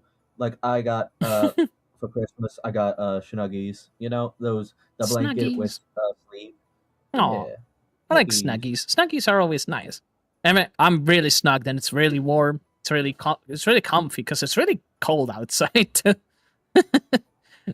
But I'm feeling good. Do you want onesie like mine? No, I don't got a onesie. You don't got a onesie. Oh, Yeah. you like onesies though? I mean, they're all right. Like I have a bathrobe. I like that very much. I mean, those are pretty comfy. I will have to admit I think they're designed to be comfy, to be sincerely honest. But I know a lot of people like wearing them even when they're not taking a bath. Interestingly enough, because they find them just extremely comfortable. But I don't know about that. I mean, they do what they gotta do. Well, overall, one thing I wanted to ask you, because I don't think we ever talked in Christmas either. How's your Christmas been? It's all right. I technically had two Christmas parties. One Nice. was hey, yeah, I was hanging out with my family, and I Awesome. yeah, it's been sweet overall. Just been hanging out, and also yesterday I was hanging out with my cousins. We had beef brisket. It was a good lunch. Oh, that's nice. That's really cool. So you had a hell of a meal, which is incredibly nice and scrumptious. Honestly, much better than I did. So that's good. Cool. Yeah. Nice. Very good. Did you watch like some Christmas movies as well on Christmas? Yeah, well, we only watched one Christmas movie. It was ba ba ba ba ba ba ba ba ba ba ba. It was Red One. It was the one by. I thought you were gonna say Die Hard for a moment. Oh my goodness. Yeah, they didn't have Die Hard. Oh man, I mean, everybody keep having this whole debate thing about Die Hard being a Christmas movie or not, and it's just so funny to ask. Yeah, because it's not a controversial. It's more like a meme rage baiting question. Because all opinions are good, and I'm like, I don't freaking care. Like, it can be a Christmas. I mean, whatever you consider it. I mean, I don't consider it as a Christmas movie, but that's just me, though. So, I'm like, whatever suits your boat. But overall, it is lovely seeing your whole design. That's really cute, by the way. Absolutely very adorable. Thank you. It was nice seeing you again. Same to you. Really nice. Stand by. You are a guest on the Cara Carousel show. What? Wait. I love the whole custom sound thing. That's actually pretty creative that they did it like that. What in the hell? Oh, we're matching with you again. I was like, who are you? I'm like, Jingle Bean. Like, the hell is a Jingle Bean? And I'm like, I forgot it's this creepy frickin'. I gotta say, this may look cute and all, but it's kind of creepy, not gonna lie, because of the eyebrow thing. Yeah, this thing is gonna devour my soul. I'm just gonna leave. Thank you, bye. Jingle Bell, I'm just gonna leave. Okay, you're not cute. You're just creepy as fuck. Okay, it is what it is. I love how creepy and trying in its own attempt to look cute. That's the funny thing is. God damn, man. But anyway, this is really a lot of fun chat. How are you guys enjoying the chattery so far? You guys are liking the whole... I know VupeChat is a little bit different than what we usually do, but it's nice to have these conversations with different VTubers, so this is like really comfy for me, and it's really nice, you know? It's really awesome. Also, Bowser, how are you doing? How is your day going? And Smasa, how is your day going? How are you two doing? Oh? These sound effects are gonna be a little bit tricky for me to get used to. I'm still getting like I'm getting familiarized with the sound effects because I know, now you can have your own sound effect, which is pretty nice. And that is because I think they got it because they donated to VupeChat, because VupeChat is trying to raise some money to get out like version 2 so they can patch shit and introduce new features. So they're definitely trying to raise money so they can improve it, so that they can hire people to work on this and make it better, which is really nice. So that's pretty cool, because VupeChat is a really interesting app. It's really nice, and I think it's really creative to, to bring people together and have a great time. And also meeting new people and just vibing. So it's really cool.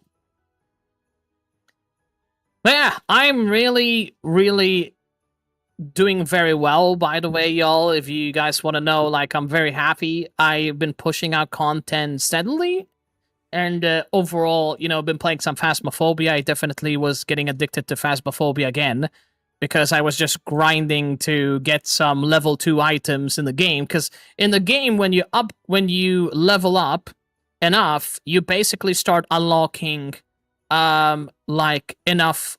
When you level up enough, you start unlocking the upgraded version of the items. So, like, you get level 2 crucifix, you get level 3. They have such a huge advantage when they are upgraded, because you pay the same amount of money to use them, but you're just using a better upgraded version of that item, and that can help you tremendously when you're doing like ghost hunt, like when you're trying to locate the ghost, get, quests done. It's really nice. And although the game will of course demand a really high consistent of grinding, because you got to be very consistent in grinding, because it makes you want to, the more money you earn in the game, it's contributed to the same leveling up. So $1 in the game equals 1 XP. And it just goes on from there. Hi! Hey Hello. there! How's it going? I'm just hanging, to be honest. I'm like, I forgot that there was this thing happening today. Well, I just join in every Sunday because, to tell you the truth, that's like the best time to meet the most people. So for me, whatever happens on Sunday, I'm like, cool. If it happens and I get lucky enough to happen to stumble upon that event, even better. Yeah, I just literally just jumped on. I'm like, oh my god, it's so early. Really? What time is it for you, if I may ask? Well, right now it's 12 p.m. Oh, damn. Well, it's better than mine. Mine is bloody... Well, it's almost... it's 9:15 right now, 9:15 p.m. So... Oh, wow. Yeah. European time. Indeed. I am CET. Time zones. Gotta love time zones. Right? Yeah, because I was like, oh, shoot, I forgot about it. It's supposed to be like early at 10, and I woke up early, and I'm like watching Black Clover at the moment. Oh, nice. That's cool. You also like anime a lot? I guess. Nice. And is Black Clover your favorite anime? No, actually, I'm rewatching it just to kind of remember what happened, and especially apparently they're supposed to be getting a new season. So that's really cool. Nice. Also, I really love your really adorable design. Very awesome job on that. Oh, thank you. Really awesome. It so far just vibing and pretty much just my brain going slow every time I go to the next person and chat. But that's just, I think that's a contribution of having fun and getting tired. Yeah, especially your time zone. Oh, yeah. And totally not feeling sleepy, but don't worry. That's why we got buckets of coffee. That's why coffee is a lifesaver. Oh, I don't drink coffee. Yeah, to tell you the truth, I only drink it on special occasions if I really need that energy. Otherwise, I'll just... I'm more of a tea guy more than a coffee guy. But no, I hate coffee. I cannot stand coffee. I prefer tea, to be honest. Oh, to be fair, same. Like if it wasn't for the energy, I will just not really care about coffee personally. I really just despise the strong flavor of it. But I'm like, at this point, it's either I drink coffee or I just stay tired. I mean, I gotta pick one. And at this point, I had no candy because sometimes I could need that extra sugar. But I was like, I got nothing. So are you hyperglycemic? Remind me again. What does that mean? Person, like, that's me. Like, I need sugar to function. Not really. I mean, I function well. In fact, I barely eat sugar whatsoever. But sometimes when I'm very tired, I need that little bit of sugar to get my energy back. But rare occasions that happens. It's mostly because I don't get enough sleep because I stay up till 3 a.m. Yes. Oh, fuck that.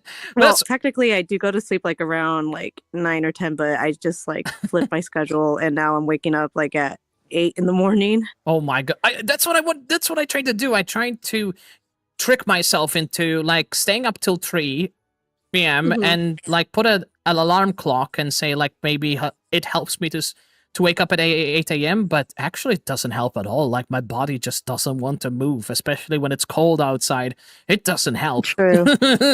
You're just like, I just want to be bundled up. Like you are right now. Yeah, like it's just so comfy and I just don't want to wake up, but at the same time I'm like, fuck, I just took too much of my time just to stay even longer asleep, and now I don't have more time to work on shit. I'm like, Very true. It's hard, but I'm lucky because to be fair, I don't got work till the new year, so I guess I'm a little bit that's lucky on good. that. Yeah, I'm a bit lucky. But I won't do that for long, though. I won't stay up till 3, because for the love of God, I don't want to wake up like a zombie to work, but for now, might as well just spoil myself while I can, before the holidays are over. Yep, that is true. Lucky me. What about you? What you planning out and like for New Year's and stuff like that? Spending time with my honey and his friends at his place. Cool, that's nice. And he has like the friend that we're going to, he has like a mini arcade area. That's really nice. Awesome. Yeah. So he actually has like the big machines and stuff, and I'm like, this poor room is so small, but yet you fit all these machines in here.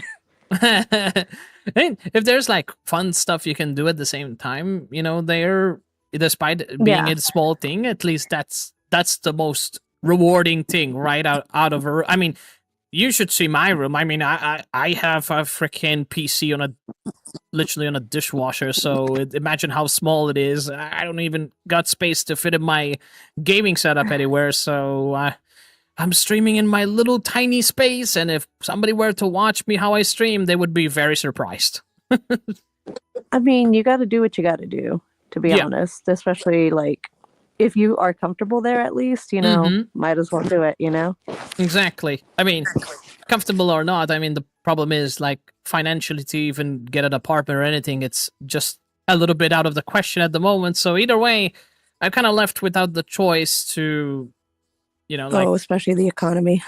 Oh, yeah. So you kind of you don't have much of a choice at the time. Like you kind of got to make the best out of things. It's hard sometimes to make other great decisions, especially when money is involved. It's really difficult. Yeah, very much so. Especially, for us, we're very fortunate on how much our place is. And it's so expensive, like apartments and whatnot. So we're just very, very lucky. Honestly, to where we are living. True. That's very important. And to tell you the truth, everything is just going crazy high in prices. Like I literally had a talk about computer parts. The RAM. The RAM inflation machine. Yeah, the RAM. I was so angry when I heard about it, because this is something I've not expected to happen so badly so soon. But I had a feeling it might happen, is that when corporate companies are trying to buy out the whole RAM stock competition, and the problem is the companies that are producing RAM, they can't keep up with the supply and demand due to the high purchase rate from these companies to support their AI bullcrap that they have. Because the funny thing is, their AI is not that impressive. Because here's the thing that people misunderstand, at least in my opinion. You can have a powerful AI that takes a lot of hardware, but if the programming side of it's not as good as you feel, and it just doesn't function well, it's very useless to feed it all that hardware if the output of it is just going to be nothing but inaccurate nonsense.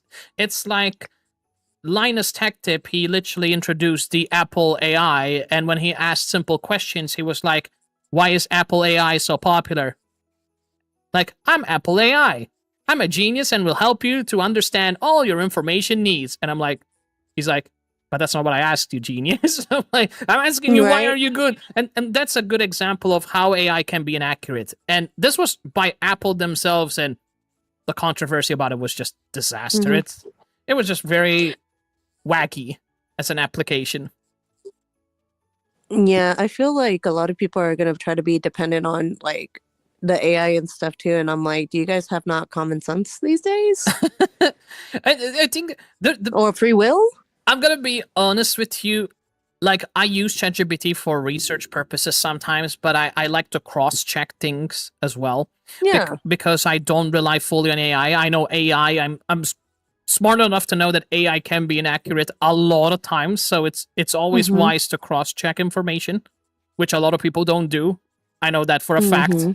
Because the problem is people are becoming too lazy on it because they're just trying, oh, it takes less time, it takes less effort, so let's just all rely on AI, and that's a problem. Like, AI is going to do a lot of crazy mistakes, and it's nice, don't get me wrong. Yeah. There's a lot of great creations you can do with AI. I mean, if you've heard of Videl and Neurosama as the AI VTuber, Yeah. I thought that was a creation of the future because the AI was so advanced. It's like you're talking to an actual human with how impressive that AI really is.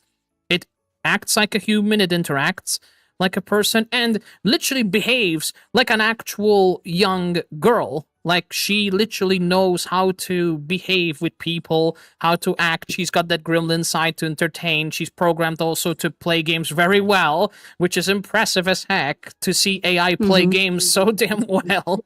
It's crazy. Like, you don't see that kind of technology in a lot of things. A lot of things are just search engines, but search engines which are very crap, in my opinion. But it was also built by a person too, so he Yes. knew what kind of information and stuff that wanted to go into this. Exactly, and it's smart of him to actually do instead of relying on other people doing it for him. Exactly, and the awesome thing about it is that he uses inputted data. It's not like data that basically searches online over cloud and it starts getting that data from different sources. It's not that kind of the way it operates is that it will learn based on the more it communicates with people and stuff. But what it's impressive is that he inputs data on his own and then it just builds from there. So it was all human inputted data. There was no data that it stole or data that it modified or cloned, nothing like that, which is really nice because unfortunately that's what ChatGPT does. It takes data from sources. In fact, that's why I always tell people that ChatGPT may create visual images to have a reference, but it does not make art. It's taking art and it's modifying it to make it look like it's doing art, and it's all fraud. It's stealing art and it's modifying them. So when people tell me, being as an artist, it makes me miffed too. So yeah, because you cannot compare. There's a lot of things AI can never perfect as a human being. Art is one of them. There's no doubt about it. And even movie production. A lot of people lost their job because of AI. I mean, look at this Snow White live action, which was one of the most... I've heard things about that, and I'm like, I haven't even watched it for reasons. Like, that movie was a disaster because it was heavily dependent on CGI, like really crazy level of CGI, because they fired the dwarf actors that was supposed to take part of that, and it was the only movie that they probably could portray in because it was a movie built for their structure. Because, you know, being born as a dwarf and being an actor, it's not something by choice. So it's just how they were born, and there was nothing else they could probably find something as a fitting role as that movie. But sadly, they got fired, they got replaced by AI, which, mind you, they were absolutely very horrible and ugly how they looked. And everything about it. And everything about it, like the story just didn't make sense with the original whatsoever. It was a complete wreck, the movie. I bet. But that's to give you an example of when people use AI in a wrong way. That's the problem. Like when they get too dependent, especially out of greed, because they know they can save money. But then, you know what's the funny thing? Because this is the hypocritical thing about people. They save a lot of money on AI. Then they end up having to spend more money later to get people who knows about AI to patch it for them. So they end up spending more money anyway later just to keep it operational. So they save money one way, and then they spend more money either way later. So they end up spending the same amount of money as they could have got a real person doing an actual things that the AI is doing, which is very stupid. Yeah, no, it is. Like if you're gonna spend that much money anyway, why didn't you just hire a good person to begin with? Why did you cheap out on an AI only to get a professional to fix it, and you're spending the same amount of money when you could have just hired an actual person that did the job pretty damn well from the start and delivered till the end? I just don't get it. and that could have actually gave more opportunities for them as well. Exactly. renown more actors and stuff too. It's like, come on now. Yeah. Like, and your movie bombed. Your movie bombed. Right. And I mean, take a look at, for example, to anime, for example, like Chainsaw Man, like one of the greatest movies in my opinion. There was not a single damn thing that was AI in that. Everything about it was like heavy animated, like with so much crazy effort that was put into it. Especially from the art and the animation, everything about it was just top. So, there's I think it comes to a conclusion, like, it's nice that AI exists, it just sucks that people heavily depend and they use it in a wrong way to do things with it, you know? I think there's a fine line to it, personally. Oh, time's up, bees. Yeah, take care, it was nice talking to you. Nice talking to you. That was great. Yo, Sage! It's so nice to see you, man. Oh, come on in. I hope you had a fantastic Christmas. Welcome to the stream. We're just having a fun time chatting with people and vibing. Hope you enjoy your stay here. How's it going? It's been a while since I actually talked to you. I hope you've been having a great time. But yeah, we're just vibing, talking about AI and other topics, random topics. It's all in good fun and chaos, so this is just really entertaining. So yeah, it says going very well. And there was someone who even mentioned about Hollow Knight, which it was really interesting conversation because we were like admiring, or at least I was admiring, like the beauty of Hollow Knight, even though I haven't played the damn game, like all the Hollow Knight games, I mean, like I was admiring the insane level of effort that was put into making great games, like all these wonderful indie companies that putting crazy amount of effort into these games is just fucking awesome. It's really good. And the thing is, I don't like much platformer games. That's the funny thing is. Oh my god, what the fuck? Oh no! VTube Studio, why did you crash? Uh-oh. Give me just 1 second. I think VTube Studio just crashed. What the hell, bro? Wow, I just love how I'm talking to Sage and all of a sudden it just decided to crash. Amazing. Well done. That is the perfect timing. You can actually do that. God damn it. 1 sec, y'all. Apparently just decided to just pull the plug.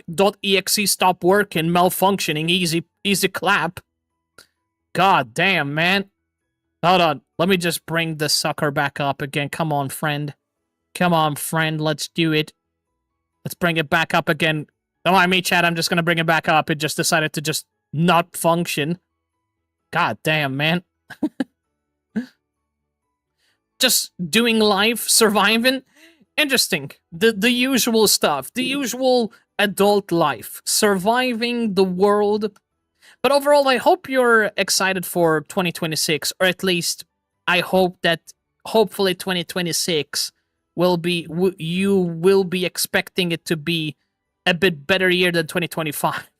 I mean, probably everybody wants it to be better, but I think some people can determine if 2026 is going to be good or bad, for the most part, based on their goals, their duties, their finances, their responsibilities, and, you know. It's hard because we got to take it one step at a time, which is fair, but I'm interested. Like, it's funny that people can actually determine what their future might be, and for the most part, some people can actually be right about it. So some people are actually wise as hell, and they can actually determine it, which is crazy to me. Can't go any worse. I mean, that's the mindset. At least that's a much better mindset than 50% of people, Sage. Oh my goodness! Hello. Oh, I see a green screen. yeah. No, don't panic. Don't worry. That just happened because I was talking to someone in chat and VTube Studio decided to say, not gonna work anymore. You know what? Fair enough. That is VTube Studio. How are you doing? It's nice to see you again. Doing well, and yourself? I'm fantastic. Wait. I think... Oh, I'm back. Fixed it. There you go. Yeah. Magician tech. Even though I just closed the app and just open it again, but whatever. You know what? It works, right? Right. Well, it works, it works. That's technology for you. How has your Christmas been? Busy. Yes. Did you spend a lot on presents? No, I spent a lot of time organizing Oh. different types of events, and that's a VupeChat. No, I was having fun talking to you. I'm Well, sorry. maybe we'll Take it's care, all good, Slumber. dude. God damn it, Poop Surge, I was talking to someone. Ah, for fuck's sake. Oh. There you go. Oh. It's a miracle. I am back. Let's go. Fuck off, VupeChat. You can't keep me away from talking to friends. See, a little bit of Christmas miracle left over. Right? Oh my goodness, that was crazy. Imagine getting a Voop search and only be lucky enough to get the same person back. Hell yeah. I've had that happen to me 3 times actually. Oh my goodness.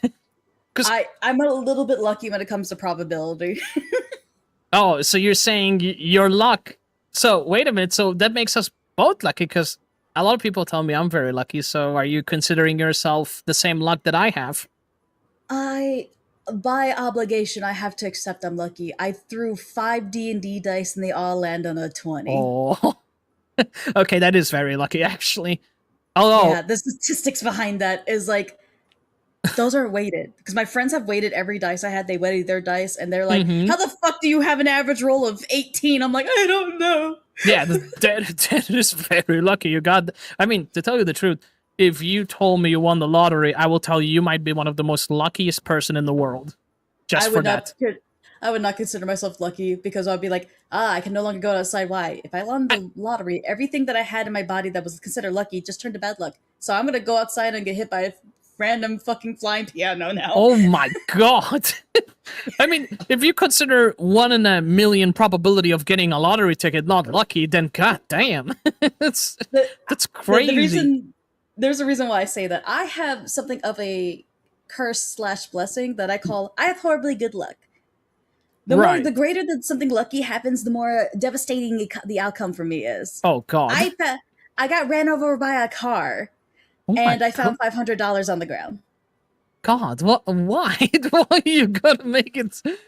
You sound like You sound like you would make a great horror game just by saying that. It's like all of a sudden, oh, I see something shiny, and then you hear beep beep, and that just happens.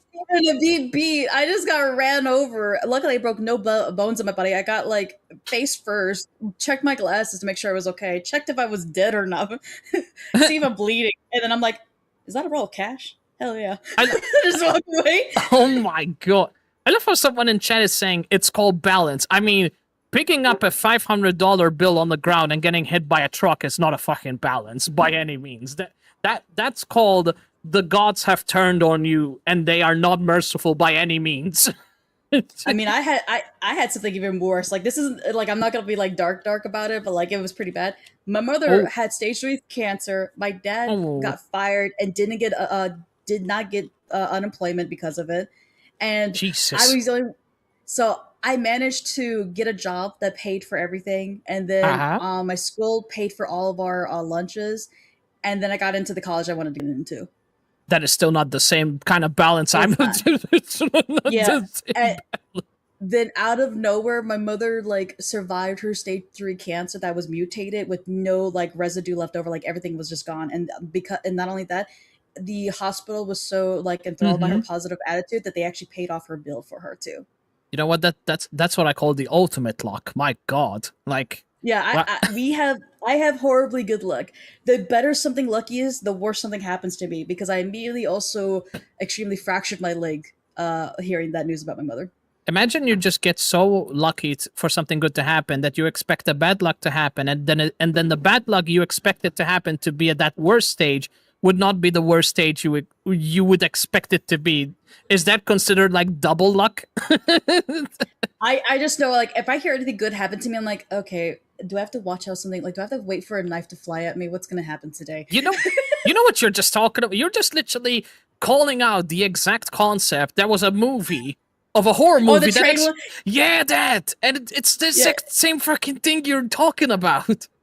The exact same thing. The dude ladybug. Yeah, that's basically my life. Literally, like everything. Like she steps on a what's it? Like a wooden plank. Knives just gets thrown in her face. You go, dude. I don't want to even tell you how terrifying. There was a horror movie that happened, like the most craziest wild accidents out there, and my god, it was just horrible.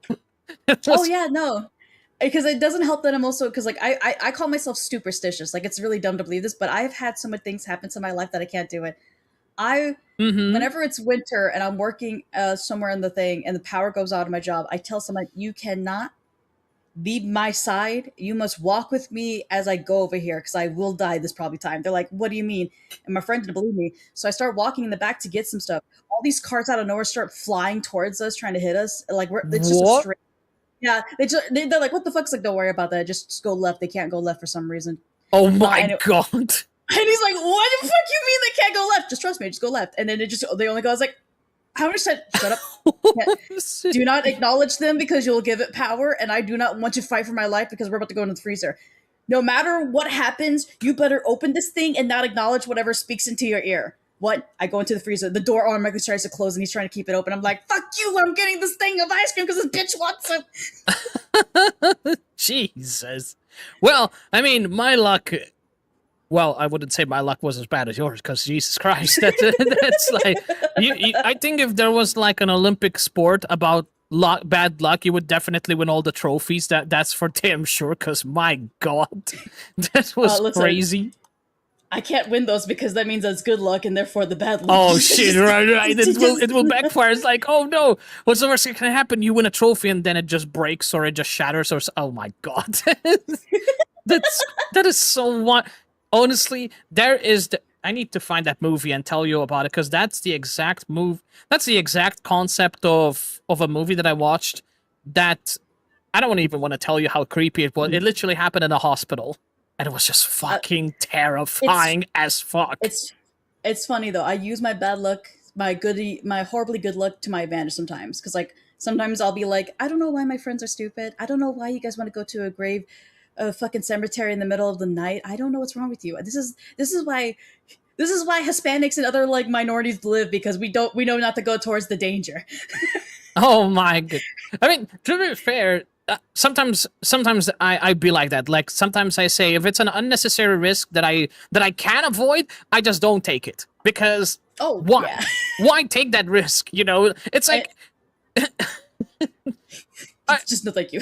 Yeah, what's the point? It's like the thing that happened one time and it was just hilarious as hell. Let me try to remember what this guy did. So basically. There was like, he had all these options, and you can imagine which one he chose. So he had a moment where he knows it's going to serve him bad luck, depending on the choice he takes. So the situation was, there was, I believe, a parking lot, and there was a train rails next to that parking lot that was closed.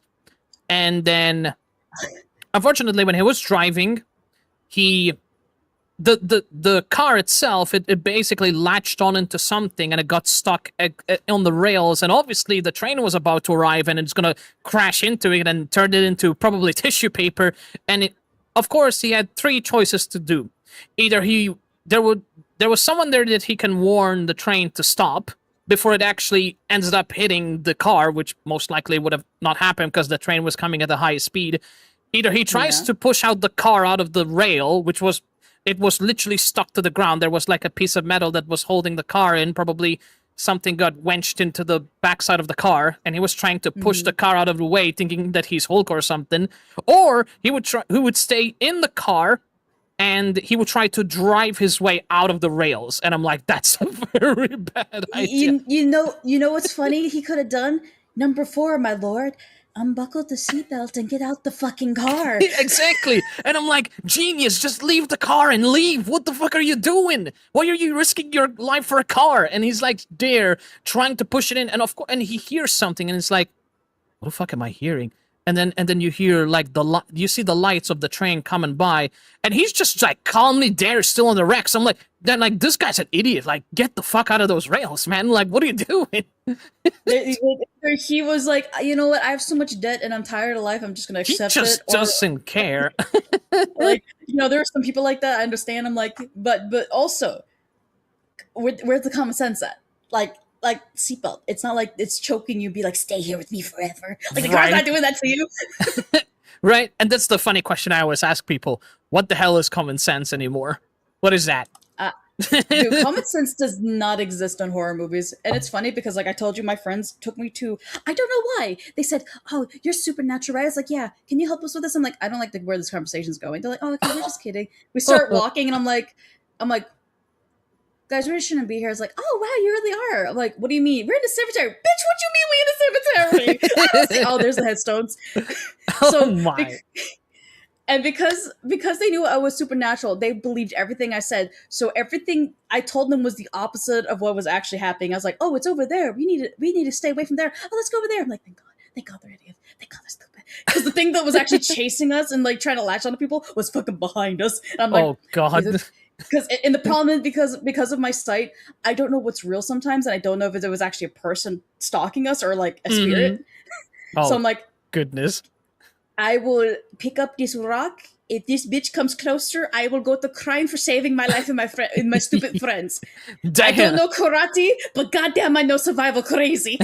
I know how to be a gremlin. They said it'll be fine, but not for you. They said, damn, that's wild. Honestly, I can literally picture you just going into one of these like Halloween, where they have these like Halloween events where they're specifically designed to scare you, like these escape rooms where you get these like people with like costumes and shit, and they come with like these fake ass chainsaws, and they would scare the shit out of you because it's in the dark, and they have these like flashing lights and shit happening, and you know what's so funny about that? I've been to one.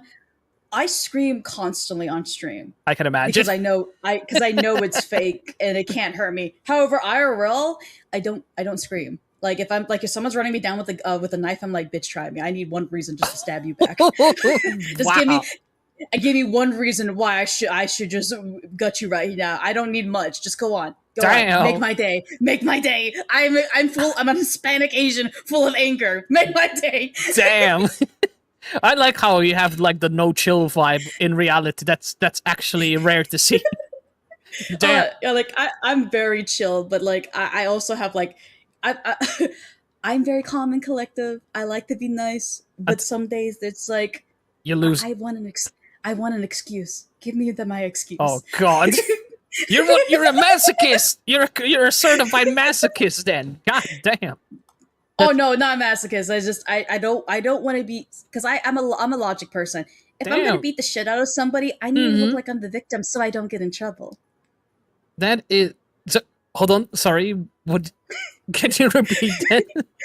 I said I have to look like a victim, so when I beat the shit out of somebody, I don't get in trouble. Jesus Christ! What in the heck? You know what? You know what I'm gonna do? I'm just gonna create a war right here, right now, and just say, and you know what? I'm just gonna say it like with all the actual words. Bitch, stay back. Like that's gonna be like my wall, my no wall. Be like, hey, if you're gonna cross this, I'd rather just dig a hole and just stay in it and just lay a bunch of bear traps and shit and hope to God you don't actually get lucky to actually come to me. Like I don't give It's really funny because like I don't look like the type of person who looks like who could hurt somebody, but I know so many fighting styles because of my family's all different branches of the military. So like I know so many fighting styles. I know different weaponries, and I just know some psychological damage too. we got a fucking John Wick. I mean, I was a past assassin for a reason. Right. You literally are the female version of John Wick. Literally. On that. Someone pushed my buttons, and they didn't think. Because I don't like lying. And if I keep a promise, my word is my bond. For better or for worse. So when someone pushed my buttons, because I'm very sensitive about certain diseases, because my family all were asthmatic, and they like I could see what asthma attacks do. And someone hid my friend's asthma spray. Ooh. And I was like, I was like, "Can you please tell her where it's at? She's having an attack." And they were making fun of her. I don't remember what it was. I just remember That's I was fucking like, rude. yeah, and I was seeing red. That was bad. I was trying to keep it together. I was trying to hold it. I forgot what I said, but I just remembered. I actually started to zone back in when I realized I threw a spider in the closet with them, and I just Oh walked down my with a broom. god. And then I was like, "Oh wait, I'm here. Okay, so now we're gonna have a conversation. Can you tell me where her spray's at? It's there. Oh, okay. I'm gonna leave you there with the tarantula real quick to make sure that it is there. Because if you're lying to me, I'm throwing in something so much worse. My Do good. not test. Do not test me. I And- go to check it. Oh, you lied to me. You know what that means? Punished. I'm throwing in the iguana now. Have fun. Oh no. Damn. You know what they say, right? Sometimes people, the people that are quiet can be the most terrifying ones. And I gotta say, man, all I will say from my years of experience, if you see somebody acting cute and they look cute and they behave and all that, just don't piss them off. Just don't do it. Trust me, not I'm worth just it. quiet by nature. The problem is, I leave no sounds when I step everywhere. So I was the kind of child who would just stand there, sit there, and do whatever because I was just wanted to read. But I'm very good at listening. How do you very leave? good hearing. Wait, how do you leave no sounds? What do you tiptoe all around like a ninja? No, I just walk. No one notices me. I have no presence. But how do you walk without leaving a noise? That's not humanly possible anyway. Because for some reason I can do it because people actually put bells on me, and for some reason the bells don't move either. I just walk. Huh? What are you, a magician or something? What are you, a magician? I am the darkness, is what I am. What the heck? For the moment, I thought you were gonna tell me now you walk on water. I'd be like, you must be some female Jesus or something. Like, god damn. Like, God, no, never. it's like that's actually very wild. I never heard that before. Because logically, our body, whether we admit it or not, we have our own weights, right? And oh yeah, based on our weights, a little noise is going to create because there's friction between you when you're stepping. So I'm like, how the hell do you make no noise when you step? Because I don't know. My friends have almost stabbed me in the deli a couple times because I scared them for trying to approach them. Huh? What? Yeah, I've been almost stabbed and punched a lot because I leave no sounds. I scare people when I approach them. Like I give them heart attacks. Swear to God, you're scaring me. You're scared. My God. Wow, that is crazy. That is honestly, I don't even know what to say. That's just some magical god powers I never heard of. And that's some horrific movie concept you're talking about. Like, damn. Luckily, as my teacher said, I'm the good psychopath. I don't want to hurt. Thank fuck for that. Thank fuck for that. I mean, yeah, my teacher's like, they're like, you're the good one because we know you wouldn't actually do anything to hurt us, but damn, sometimes we worry that when the day you break is when we gotta be scared. Yeah, so one of those moments where they're gonna end up slipping words, be like, "Bitch, please, just stay away from us. You're scaring the fuck out of us." Like, oh no, it's so funny because like I said, I'm quiet. No one notices me. I listen very well, so people forget that I'm there and they just say all this shit, and I'm like, I know. I accidentally got dirt in everybody in this class. What? Oh my God. Damn. Well, all I will say, I'm just holding a controller and just holding it like a crucifix near you and be like, stay away from me. Listen, I believe in karma, and you know what? Sometimes I take on karma as my pantheon and be like, today she's quiet, therefore it's in my hands to decide how good you've been. Right. I mean, I will never act unless it's deserved. I mean, fair enough. I mean, to be honest, you're right about karma thing. I mean, you gotta understand, like, actions have their own outputs. Just because you don't get an output today or in a few months, it doesn't mean it's never gonna backfire. Because one way or another, it's only a matter of time until the truth gets breached. And when that happens, when you do something wrong and people know about it, it's intended that something is gonna happen back. That's just how it is. Right? It's the same thing with good things. Exactly. You know? That's why I'm like, I don't try to do a lot of good things because like I don't think I deserve to do good things. I just do what's right. And I don't do bad things unless deserved to somebody. For instance, like the person who hid my friend's inhaler, somebody I saw slap the shit out of a child. I just showed them that like what that felt like. somebody Jeez. who was trying to trash talk my mother on this, and I proceeded to jump out a window and tackle the shit out of them. Oh my god. Listen, I love my Holy family. Yeah, damn And right they you didn't do. think I was, and they didn't think they're like, oh yeah, if you don't like it, have me come out. Oh, you want me to come down there? God, you are the Fucking definition. jumps down. Oh my god, you're the definition of no chill. You know that, right? You're the perfect definition of that. Holy moly. But I mean, I'm gonna be honest with the whole inhaler thing. I agree with that because, to be honest, I'm asthmatic as well, so that's very dangerous what they do. First of all, somebody can get seriously. That's also a life-threatening joke that they do that. Especially I know how dangerous that is being asthmatic, let alone people being more severe than I am. So whoever does my that, brother was asthmatic and my mother was asthmatic, and then I was like, oh, you think this is funny? Because I realized when I actually came back to what I was doing, I found out he was claustrophobic and had arachnophobia. That's why I threw the tarantula and put him in a closed space. oh shit! Oh no. Well, I am scared of spiders too. Not that I am super. I mean, if it's a small spider, yes. If you're gonna put a fucking Goliath spider or some shit, like the one thing I will say, I will get a flamethrower. I will burn the whole thing down until it's dead. I'm not getting inside of there. Like no chance. And it's really funny because the substitute teacher saw me do this and they didn't tell on me. In fact, a lot of times the teachers don't tell on me when I do something bad because they know I bully the bullies. Wow. Or because they're afraid of you. That could be a thing too. They loved me because my mom was part of the PTA, so they knew my mother, they knew me, they knew everybody in my family, and I would try helping as best I could. I treated teachers like people, and when I heard someone was like not being kind to one of my favorite teachers, I reminded them that they have little helpers. That's why you should behave yourself, children. You're gonna get punished by somebody. Yeah, and it's really funny because, like, as you said, when you break my when you jump over my line and I have no chill. I remember this one guy who owed me money, and I waited for like a month, and no. I waited, and then I found out he took money from my other friend. And I'm like, oh shit. no. Yeah, that's definitely not gonna stand even with me. I'm gonna be honest. I'm more of a patient guy, but yeah, even I mean, everyone has their limits, to be honest. So there's just a bottom line where I in my case, I don't really believe in violence because I just feel like if I do that, it's gonna backfire eventually. But sometimes it depends on the situation too. You know, but I mean, sometimes, you know, that's a problem as well because some people just don't know how to learn things the nice way.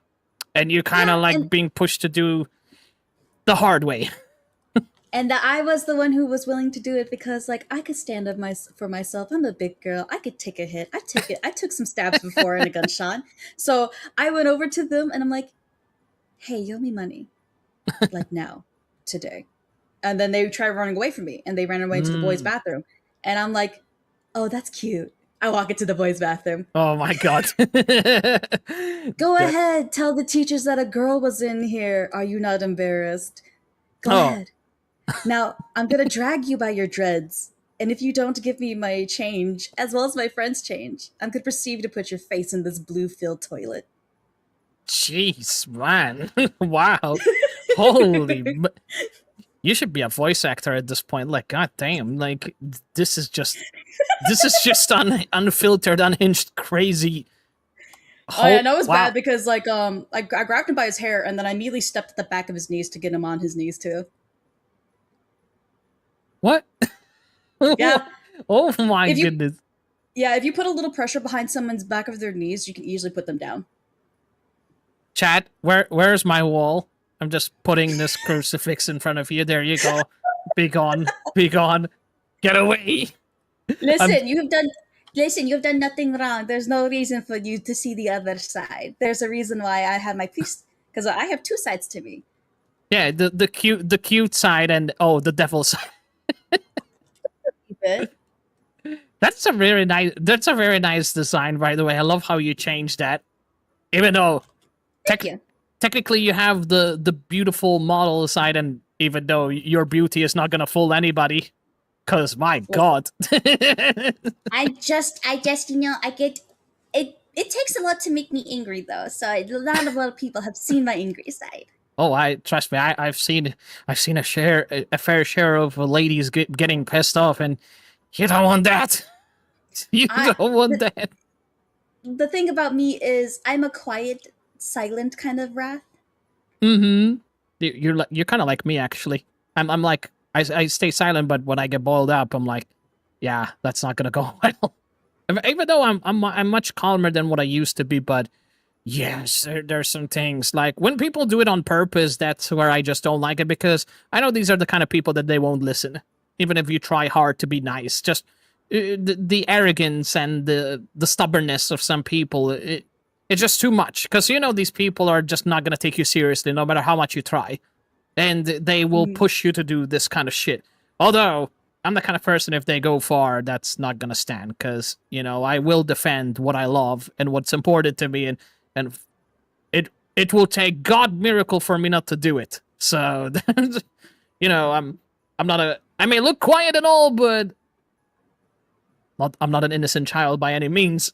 At some moments of my, I'm a good person, but yeah, when my boundaries get crossed, I don't know, I just get a little too angry sometimes. But it depends. Yeah, no, it depends. Like I said, I like to be nice. I don't want to be rude. Yeah, me too. Being And nice is better. honestly, it takes a lot to push my buttons to the point of violence, be it emotionally, physically, or just psychologically. Yep. It takes a lot. Yeah, even I used to be more sensitive in these kind of things, but I started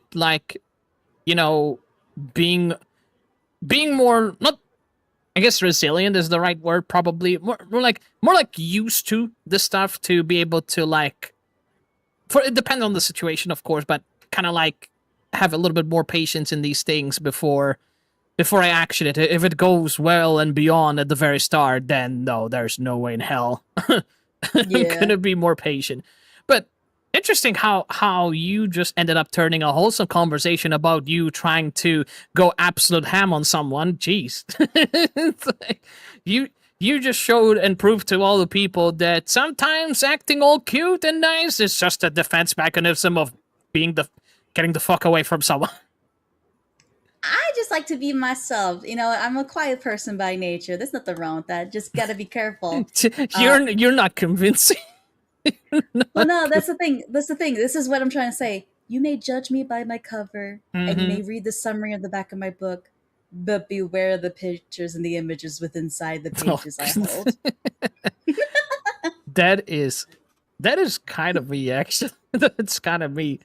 Oh, honestly, that is fair. I mean, honestly, I'm just a very different person by nature. At least I used to be more of a sensitive guy. But and I think that's because of my condition, probably, because autism, actually, I remember a lot of people told me about it, that a lot of people, 80% of people that are actually diagnosed with autism actually ended up being people that are sensitive in a lot of things, which for the most part, I mean, yeah, it is true, because I've seen a lot of fair share of my friends, and they all ended up being sensitive in a lot of things. So, and I think it's not by choice. I think it's just the way their brains are wired, from the start, especially with the condition that, affects the brain chemistry and how they operate, how they think, etc. That sort of stuff.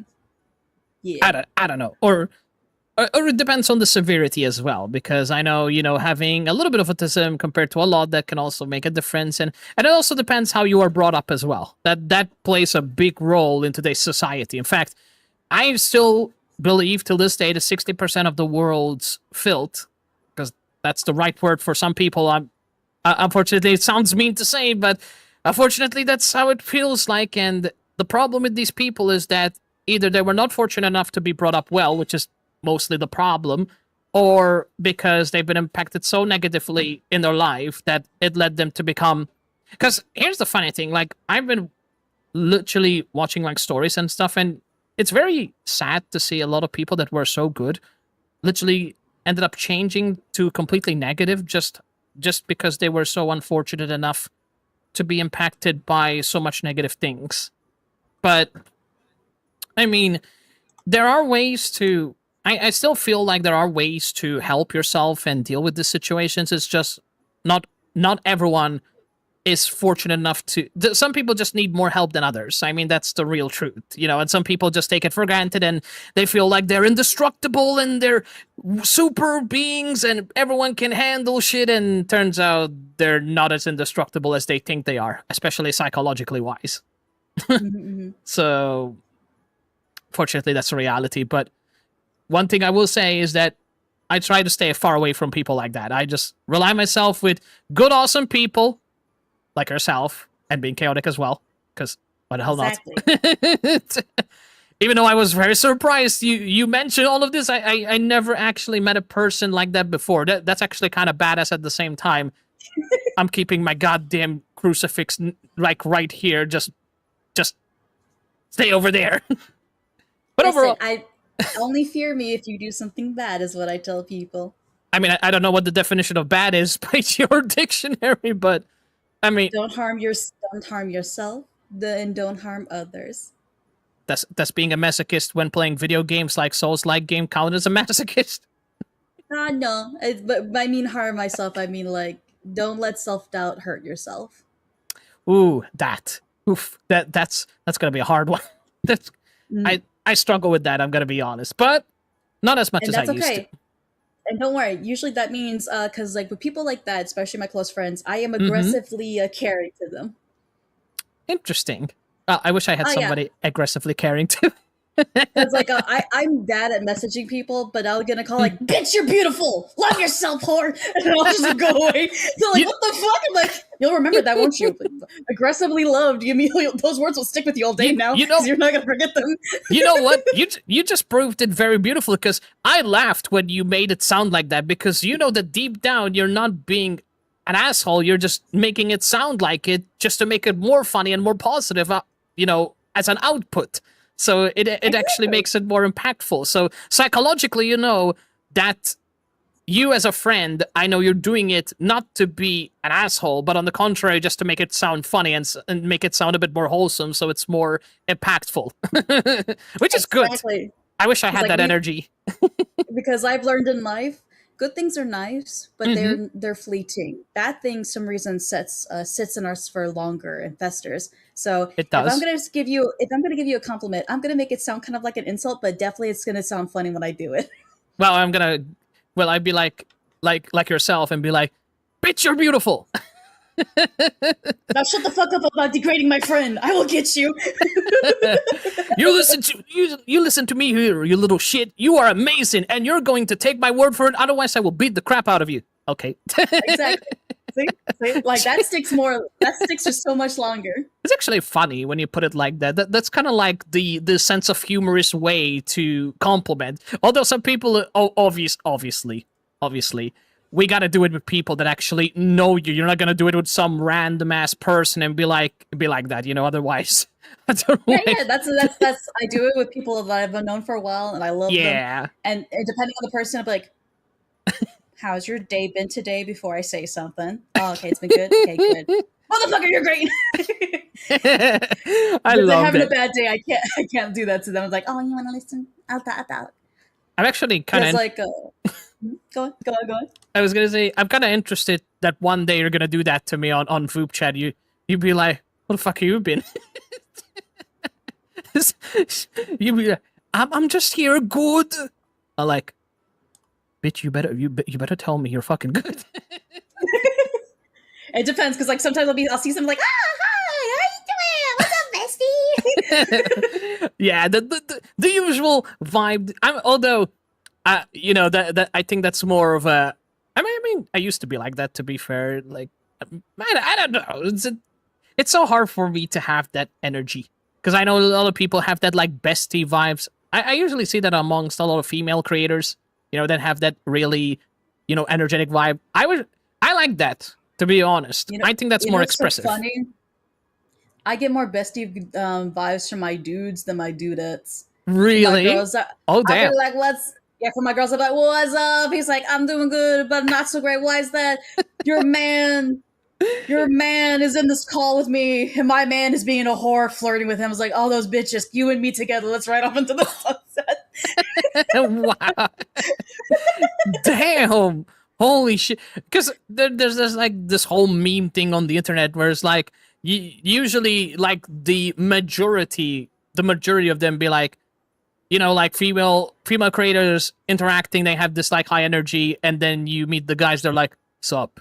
It's like so it's no, that's reverse for me, because it's really funny, because my guys be like, I'm one of the dudes, which honestly, I'm a big tomboy and everything like that. I was always been one of the guys. So every time when I talk with the dudes, they're so high energy, and when I talk with the girls, like, yeah, I'm doing okay. You guys want to go to like Barnes and Nobles and talk at Starbucks? And I'm like, damn. Sure. Can I get a cocoa instead of coffee? Because that sucks. Where's your enthusiasm? Where's your enthusiasm, girl? Come on, a little bit of enthusiasm. Where is it? And they enthusiastic as soon as we get to Barnes and Nobles, because they're like, oh my gosh, guys, I heard this and this, and like that's when they get like all enthusiastic. And I was like, oh my god, my friends are book nerds. Wait, I am a book nerd. But that's actually kind of impactful too, because that's like showing that you two have something in common that can lead to long and everlasting conversations like this, pretty much. Like, I like the chaotic energy of yourself explaining to me, and it's kind of relatable because I can be like that sometimes. So it kind of like fits in well because it allows us to have long conversations. So I think that's actually not a bad thing. In fact, I think it's a really nice thing, because a lot of people I see they get afraid for opening up. And I'm not talking like personal stuff, because it's really unnecessary in my opinion. Like, you can open up if you want to, but that comes out of the comfortability between the two people or many people that are in the group. But for the most part, you know, I just find it very, very sad that a lot of people find it hard to open up even simple conversations like, did you have a nice day? Did you eat something nice? Did you buy something cool? Like basic stuff that pretty much everybody can ask, but I see a lot of people struggling with it. Like, what's going on, man? Like, are people being affected by their self-esteem or something? Like, am I missing something? Like, what's going on? Like, I feel like a miracle person. I kind of know the answer to that, because like I'm kind of like that, because like I said, I'm a social butterfly with social anxiety. Like, I love talking, because as you can tell, when I start talking, I don't shut the fuck up. But sometimes it takes people warm up to get to that point. And technically, like, conversations might just be hard because of just like them. One, it's a new space, it's a new place, it's a you know, a new face, stuff like that. And in all honesty, the other issue, which I talk about the world too, is like, we have too much voices, yet not enough people who listen, and because of those who are quiet, they're not used to being listened to. That's a very good point, actually. I never thought about that, because it's true. A lot of people, in fact, notice like that's the commonality in content creation. A lot of people talk, which is good, because that's how you entertain and make things interesting at the end of the day. But when you don't pay that much attention to your community and you vibe with them, especially if you take too long, especially with the attention span of people's being pretty much below average, I think it becomes tricky to help them improve their confidence and their communication, because people love to be heard of. That's just common human feeling. Everybody likes to be heard of, especially if you're a yapper like both of us, right? But sometimes it's hard to train yourself to either listen or, you know, and try to be understanding about what other people's feelings are and what they're, even if it's something that never happened to you. It's very difficult sometimes, but I mean, that's the interesting thing about humanity, is that people like us, we can educate people to be better. And I think that's the most awesome thing, is we find other people that have probably better skills than we have, and we can get inspired by them to be better, to better ourselves, and be proud as well of the improvements and the achievements. And of course, most important thing is being proud for who you are now, and of course the improvements you did by years. Because, you know, I believe like improving yourself by time, it's important. You know, you can't in today's society, you need to better yourself, because you got to get used to different kinds of people. You got to get used to whether people want it or not. Unfortunately, that's kind of like something that you cannot avoid. Like when you go to work, you're going to meet lots of people, whether you like it or not. You know, it doesn't matter what kind of work you do. You're gonna meet people whether you like it, and if you are very confident with talking with people or not, the fact is you're there with people. The question mark is, how well are you gonna handle yourself with talking with others and handling situations when conversations occur? That's the only difference. Now, it comes by experience and it comes by, you know, making friends and all that, but you know, if you were the same person as you were when you were young until now in your workplace, that's going to be a problem because you're going to struggle at your workplace, especially when you have to deal with clients all the time. And trust me, it's not fun, especially when you get those Karens. You get those Karens in. Honestly, it's not even just Karens these days. It's also, as I guess the term for the guy Karen is Kevin's. Yeah, Kevin. I have Yeah, I have met some of those, and I'm like, fucking annoying. You know what? You don't love yourself, so I'm gonna hope for you to have a good day today. That's actually a nice way of putting it. Because, my God, like, these situations happen in the most stupidest small things ever, whether if it's a goddamn fry. Oh, I have less fries than that person. Oh, my burger's too soggy compared to that person. And I'm like, what are you, the health inspector or something? I mean, it's we cooked it at the same time. We did the same thing. You ordered what you ordered. So I'm like, what's the problem? You ordered the burger and the other person ordered a different burger. Why are you making such a fuss on a burger? Just eat the damn thing and be happy with it. Like, if it was raw, I would say you have a point. But if it's cooked right, why are you complaining? You know, it's a burger.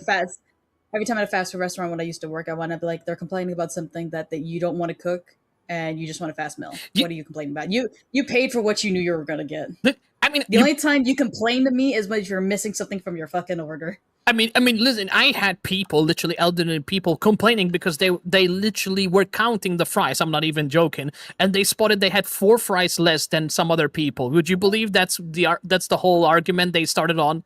It's fucking stupid. I would be like... They were complaining about 4 fries not being on the plate. I'm so sorry. If you wanted to just talk to me, crazy. You didn't have to start the conversation with a complaint. Exactly. But I hope you're doing okay today. I'm like, you're making a fuss about small things. It's not going to break your belly or bank, sweetie. Like, it's just fries. It's not a big deal. And that's what really makes me sometimes laugh instead of getting angry, because it's just so stupid that you just can't get angry at them. Like, are we seriously going to have a conversation about complaining about fries? Come on now. It's really bad because when someone complains about that, because like, oh, why is my thing like this? I'm like, oh my God. It's really bad because I'll see like a cross in them. I'm like, oh, maybe it's just the Lord telling you just need to cut back on that fat. And I'm like, I can't say that out loud. I will get fired. I really want to say it. Right. I'm not playing D&D right now. I can't do vicious mockery IRL. Yeah, that's the thing. Like at your workplace, you're kind of forced to hold your tongue, but at the same time, I'm like, man, why do I gotta put up with this shit? I just want them to do I just want every company for one day on April Fool's Day to let every customer, like every employee, say what they want to say without getting in trouble. That's gonna the only thing that we're not allowed to do is use racial slurs and to curse at them. We have to be creative with our insults. I mean, the problem is with the fact that we have people which are called nowadays snowflakes. The least thing you want to do is actually say something, and then there are people that are oversensitive, and that's when fights and shit starts happening. So the problem is, if that were to happen, there would be riots and buildings on fire and some shit broken. Here, you forgot my first statement. I need an excuse. Yeah, I know. Give me my excuse. I am so... When I'm tired, I'd be like, I don't want this, I don't want this, I don't want this. Sometimes when I just feel like people being an idiot on purpose, I'd be like, okay, now I need an excuse because they're just being an idiot. No, it's so bad because I'm like the happy sunshine butterfly person in my work. Like they're like, I love working with you. You're just so positive. I was like, it's because I'm insane. and I need to be positive, or else I'm gonna lose it. Because like I remember we were just talking with my friend, like my friends there, like, man, girl, you so funny. I was like, I gotta be, or else I'm gonna blow up this whole kitchen. It'll make it look like an accident. Oh my god.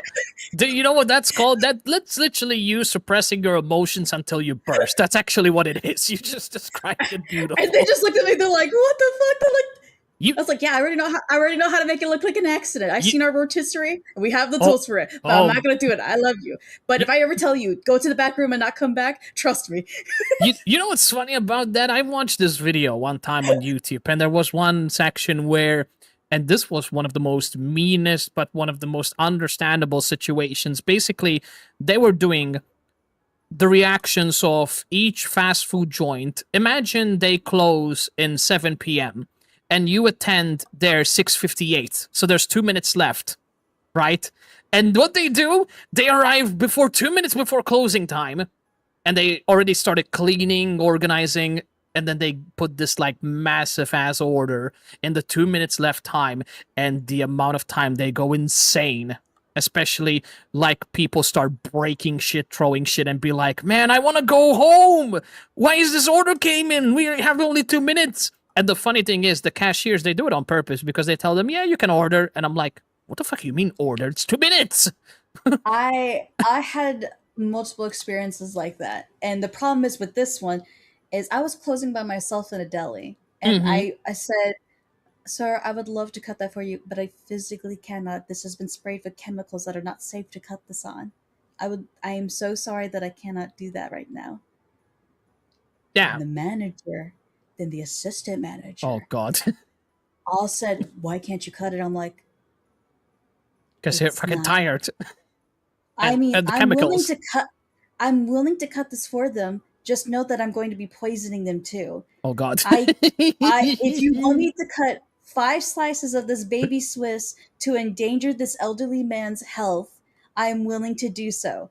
But know that I did sign a food safety contract and did my test to say that this is not something I'm supposed to do.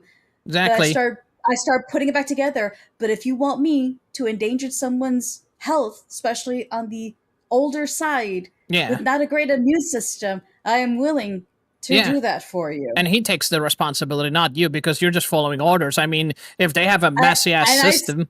And they got mad that I was being sassy with them. I stared him down and them all down as I cut this 5 slices of cheese. I'm like, also, I will be coming in work tomorrow late because I am over my time. And you guys have already informed me that if I was to stay over my time today, that I was going to get in trouble. So to make up for that, I'm going to come into late 20 minutes later now because you told me to stay here when I wasn't supposed to cut something for someone's to endanger their health with. That's crazy. So they don't agree for you to get paid overtime, which is already bad, as it should be. After all, you're taken out of your time to they should be grateful for the fact that's what you did. And second of all, that's just crazy, messed up system. And then they were asking, like, why are you making a tangent here? I was like, I'm not. I'm doing 5 people's job over here. Deflection. I'm gathering all the dishes to put in here while also trying to mop and clean that. And then also now when I cut this cheese here, I have to reseal it and I re-clean this machine again. So it's not I'm throwing things because I'm angry. I'm throwing things because I'm trying to not be 30 minutes late to work tomorrow because I already can't come in 20 minutes. Right. And at the same time, and just like they're like, do you like your job? Not at the current moment. And if you'd like to fire me, we can discuss this over later. Damn. But right now, let me do my job, please. Yeah, I mean, at the end of the day, you're just trying to give your best service. I mean, what the heck? And then I got a write-up slip, and then I got a talk, and then I got in trouble, and then I'd be like, why am I in trouble? Because you showed an attitude. Not at all. I was answering every question professionally as I could within the time limit that was within me. You showed up minutes late. It's because I clocked out this minutes late and I was already warned I was going to get a red instead for this. You did this. I was told by not just the manager, but both the assistant managers that night to cut this thing. And I already told them that I already cleaned it with supplies that weren't good for them. So please tell me why do I have this written slip right here, right now? Because if not, I would like to talk to somebody from HR, from the higher ups to maybe do a countersuit on what you're doing to me right now. God the damn. fact is, I don't mind doing this. I can waste my time, but you can't waste yours. Exactly. Yeah, that's very true. I mean, look, if you're just following the rules as they are, and this is what the agreement was, I mean, if they got a problem with the system, they should change it. It's as simple as that. It's not your fucking business. I mean, you're a worker there, tied up with. I'm assuming Not you only were. that, I was a part-time worker, and I'm talking to like 3 different like managers. Like, go ahead. 3 managers. Go God damn. I was like, See, and like one of the managers didn't even describe everything. It was the store manager who was talking to me. I was like, yes, here's what happened last night. If you'd like to understand why I am 20 minutes late and why they're trying to write me up. And I started going down, and then they got chewed out. And I'm like, I don't apologize. If you're asking me to come here to apologize to you, I will not. I did what you asked of me. Exactly. I did it within the legal agreements. Exactly. You made me go against the terms of services of my And you did design nothing job wrong. to do this. Yeah. So if you're coming over here to walk over to demand an apology to me, Yeah, think I again. demand you do one first. Damn. Wow. Holy moly. That's actually very impressive. You have I did not care about losing my job. I can find another one easily. They cannot. I mean, to be fair, nowadays it's hard to say whether you find. I mean, I'm more cautious in these things, but Not me. I had another job lined up and everything. Oh, you had it. Oh, you had it planned way ahead of time. Nice. Yeah. Nice. Because I didn't even put in my 2 weeks notice because I had a thing and everything. Like, oh, can you? I was like, I can start around this time, and I was like, oh, by the way, tomorrow, I will be putting in my resignation form, but I'm warning you ahead of time because I'm a polite individual who likes to put in 2 weeks before just leaving and walking out the door. Damn, you really planned these things out, did you? I am what they call spiteful. You really are, because my goodness, you really are wise in these situations, and you got some serious guts to actually be able to outsmart people. But to tell the truth, you had every reason. It's not even outsmarting because like if I did something wrong, I'm like, you know what, that was my fault. I apologize. I will redo this real quick. I'm so sorry for this. But at the same time, true. But at the same time, like even if there was something that you did wrong and it wasn't such a big deal, and they made it a big deal, you could have still explained it to them, and if they were reasonable enough, good managers, they would understand, hey, this was not a big deal, let's not make a big fuss. Because I know some managers be like that, like you do something small and they make a big fuss out of it.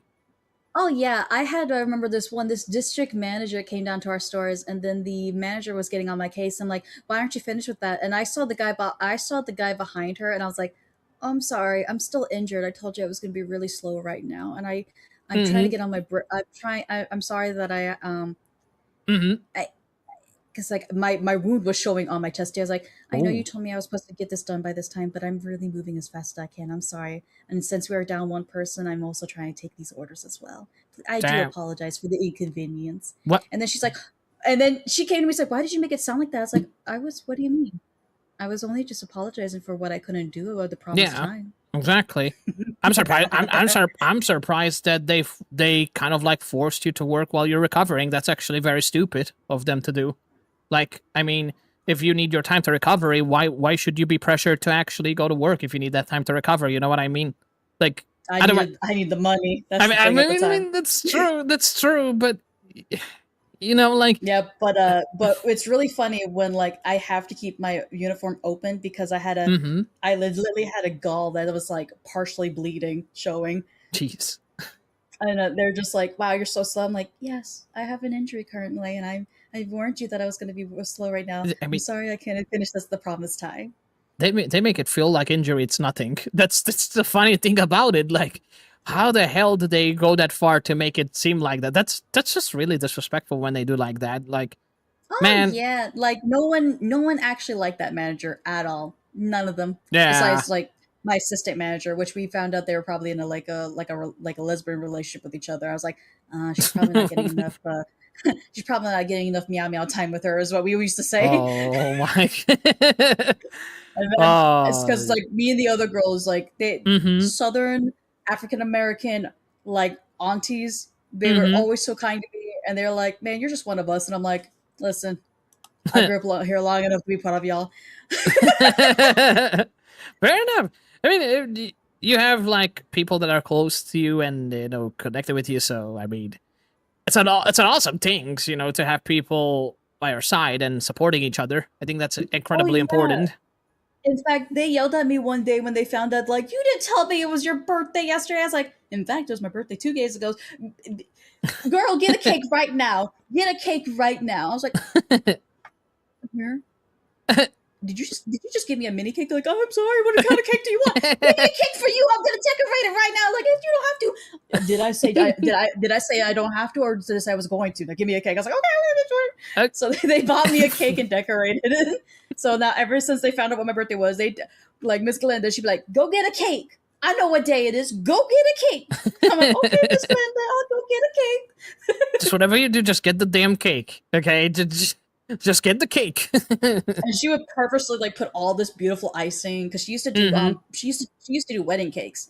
Oh, and she would, nice. And she would purposely make as many flowers as she could on there. So I had like, because she knew I love frosting, so I had extra frosting, and it was whipped frosting too. That's nice. So she made sure I got like all this, and then she would make it half off. Like a cake that was supposed to be like $30, she gave me for $15. Damn! Wow, so you got a bargain as well. That's nice. Wish I had a bargain on my goddamn birthday cake. No, they loved me like that because like I was like, not only was I the youngest that worked there, I was always willing to take people's shift and work with them. I remember I did 2 12-hour shifts before for that place. Oh damn! Okay, fair enough. That's good. That's good of them. I mean, after all you did, I mean, it's only fair. So yeah, because because we had a cakery and we had a bread area, and I would do both stalls sometimes. So I'd be like, in the morning I helped with baking, and then in the afternoons I would help do the bread stuff, and then I would stay late less over the nights to clean up for the crew. So I legitimately did 5 people's job there. Damn! Holy shit! And I mean, I hope to God you got paid for what they were supposed to be doing, right? I got paid overtime at least. At least, yeah. I was about to say, it's like that. There's no way in hell I would do something like that if there's no because after all, first of all, you're busting your ass doing a lot of things at once, and second of all, and and then they actually increased my pay. I was actually getting paid $9.50 at that job as a part timer. I see. Well, I don't know if it's a good pay because I'm not in America, so I have no idea what you guys pay over there. Like minimal wage for us is like $7. Huh. Okay, so you were actually that should be not bad then. Okay, that's actually very decent, I think. And then over like because I worked with them for a few years, so like at the end of the years I was getting actually paying $9.75 an hour.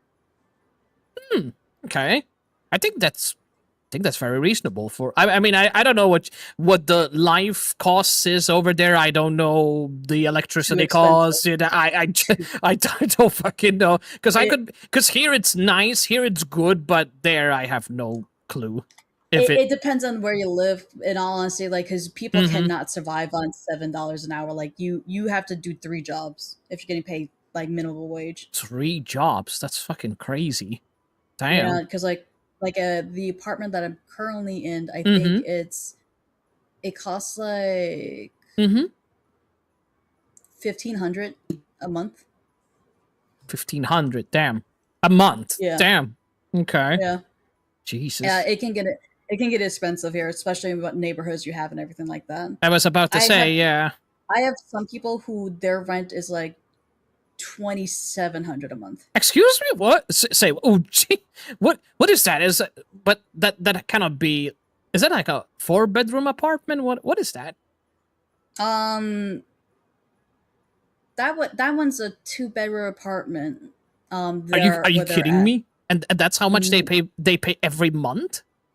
That they're paying that much because they're trying to put their car in a garage thing, like isolated. Damn, that's a nightmare. That's really expensive. Yeah, and healthcare ain't free here, so it's a nightmare. That's the thing. I'm not even gonna get into like that conversation because that's the first thing I say. It's like, how the hell the most important thing that society needs for the love of everything that exists, psychological health, which is extremely important as much as physical health, there's nothing at all where it could benefit people for free, which is the most important thing in their life, for their sake. Like the amount of less problems there would be if there was some sort of accessibility for people that really need it, especially if they're in a financial situation, would help a lot of people because, man, it fucking sucks. In all honesty, I would like it if there was both parents got parental leave, because it's just usually the woman that gets it. The husband doesn't even get it. He still has to work even when she's like, oh wow, I just delivered a child and I can't take care of myself or this child. Well, there goes my husband to work. I'm just gonna cry in my corner alone trying to figure this out. Damn, that's actually really rough. Jeez, I didn't realize how rough it is for you guys there, to be honest. And it's unfortunately, it's just we have people say we have a say in to change anything. We can be as many tiny voices asking for change and nothing will happen. Yeah, no, it's not that simple. People can say a lot. No, that's definitely, I mean, I know people have been talking about it for years. I know this is not something new. I'm sure people have talked about it, but it all comes down. This is the problem in society. When you're down there and you have people that are up there, and you have people with that mindset up there trying to convince from the lower to up there, and they don't want to listen, that's what happens. Voopster. Exactly on time. But it was nice talking to you, by the way. It was a long conversation. I had fun. Take care. Holy moly. That was a very long and interesting Did we just match again? Holy shit. That was a long-ass call. Oh, we're the only 2 people online. That makes... Oh, sorry, there's 6 now. Holy shit, that was some really, really, really, really, really deep emotional damage of a conversation I had. Which, to be fair, it was very educational, because it may be like sensitive topics to talk about for some people, but they're also like, I know for a lot of people, there's like the reality of things, you know what I mean? So for me, it was really... What the hell am I doing? It was really interesting to listen and learn about things, and it's really important because, yeah, there's a lot of things which we don't take into consideration, and man, it's just really hard sometimes when you get to understand what's going on and so on and so forth, man. Like, holy moly, it's just really hard sometimes, but see, this is why I believe that, like, communication is key. And I think it's important that you have certain topics being discussed. It depends on who the person is. It depends what their comfortable is. And you go on from there, right? Because for me, these kind of conversations, yes, they're not as exciting as a lot of other things you could be talking about. But at the same time, it was interesting because there was a sense of humor added to it. There was a lot of education about the realism about what's going on and so on and so forth. So it's nice. I do like these conversations because it makes me more self-aware of situations that are happening elsewhere, which I hope a lot of you out there don't mind these conversations, because I think these are very educational conversations. At the same time, I just love how we can twist things around a bit to make it feel like definitely something realistic as heck that is happening, while at the same time putting a sense of humor into it to make things a bit interesting to basically absorb, because sometimes absorbing information can be quite hard, especially when it's something very sensitive, you know what I mean, or something very hard. There are people trying to forget. Yes, there might be circumstances where in a conversation like this, people expect there be all the entertaining side and all that, and they might leave because this is the kind of conversations they don't want to hear, which is fine, like, you are more than welcome to leave whenever these conversations, occur. But this was more of a chill vibe, so at the same time, learning about things is very important. So it was a nice conversation. I got to talk to a friend of mine. I think she's super amazing, and I love how no chill she is. I think that was actually very intriguing because I don't usually get to meet people like that, and I think that's really interesting, and that says a lot about, like, the experience of people. And everyone is different, and that's what I like. That's what I like about life. Like, you get to meet all sorts of different people with different motivations and different likes and dislikes. And I think it's a really awesome thing, So I'm always grateful meeting new people, whether they're like the chill one, the chaotic one, the no fucks given one. I think it's nice because it helps me get used to different kind of people. I think it's really entertaining and it's really educational for me. So I hope you guys has enjoyed this conversation as much as I did, because this was nice. I had a great time. We talked to a lot of people. We spent long hours talking to quite a good number of people, and it was fun. I really enjoyed myself. So thank you guys so much for staying and literally just being here, listening to people and just vibing. It was really great. You know, like, I had fun. I get nervous a lot when I chat. I mumble a lot for a lot of times, but deep down, I'm genuinely very happy and having a blast. Like, trust me, if I'm not that happy in a conversation, you will know. You will definitely know. But I had a great time of my life just chatting with people on VupeChat. It's just so much fun, and it's just entertaining as heck. It's just so awesome, you know. It was great. I had a very awesome time, and it's always nice to be in VupeChat, you know, because I get to meet people that I've met before, and it's just so much fun. You know, you get to talk to others, you get to learn. It's great. It's awesome. That's why I think VupeChat is just fucking amazing. There's so much awesome people within. It's just lovely. It's amazing. So yeah, I thought it was pretty awesome. Thank you, by the way, Maxine, for being here, and Nayura, thank you so much for being here as well. Thank you. Hope you guys enjoyed it. And as long as you're having fun, you're doing an awesome job. Yeah, I think so. I mean, for the most part, you know, sometimes I feel like having fun may not be enough because it depends on the content you're doing. But I feel like, for the most part, if you're enjoying it, other people are enjoying it. You know? Oh yeah, you were here. Sorry, my brain just ended up going. There's so much colors in chat that at the same time my brain just forgets. But thank you for being here earlier, and thank you for vibing. I appreciate you guys a lot. And yeah, it was really fun. I can't thank you guys enough. I hope you all had a fantastic weekend. And I'll see you guys next week. And next week, we will be celebrating the New Year's Eve. Sorry, the New Year's Eve and New Year's. We're officially going to be 2026, guys, on next freaking week. It's going to be awesome. Really, really awesome. So, guys, I wish you all the very best. Thank you, everybody, for making this a wonderful stream. Let's go ahead and find someone to raid. So, I appreciate it. I appreciate you.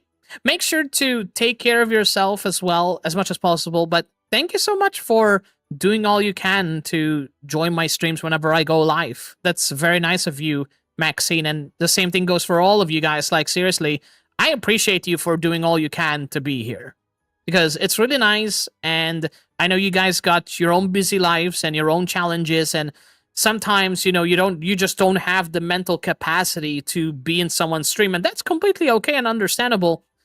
But it's nice to see that people join in for, you know, for comfort, for fun, for chaos vibes and that kind of stuff. I just appreciate people loving me. You know, I really appreciate people. And in my opinion, the true VIPs are the people that actually care about me, you know, care about my actual self. So I really appreciate it, guys. Seriously, thank you, everybody, for being wonderful. I'm going to go ahead and find someone to raid. So let's go. Let's do it. Thanks again, guys. Let's see who to raid. So the person we are going to raid today will be... Let's see. So who is the person that I don't usually get the opportunity to raid? And that would be... I think someone is doing a 12-hour stream. Is it? Is it doing a 12-hour stream? Let me have a look really quickly. Oh, geez. What do we have here? Give me guys one moment. I think I found somebody that is literally doing a 12-hour stream. Is it a 12-hour stream? Trying to figure out who am I gonna raid. Okay, you know what? I know exactly who to raid. We're gonna raid Johnny, or was it Johnny Beard, playing Resident Evil 2, the OG. So let's go ahead and raid him. Thank you guys so much for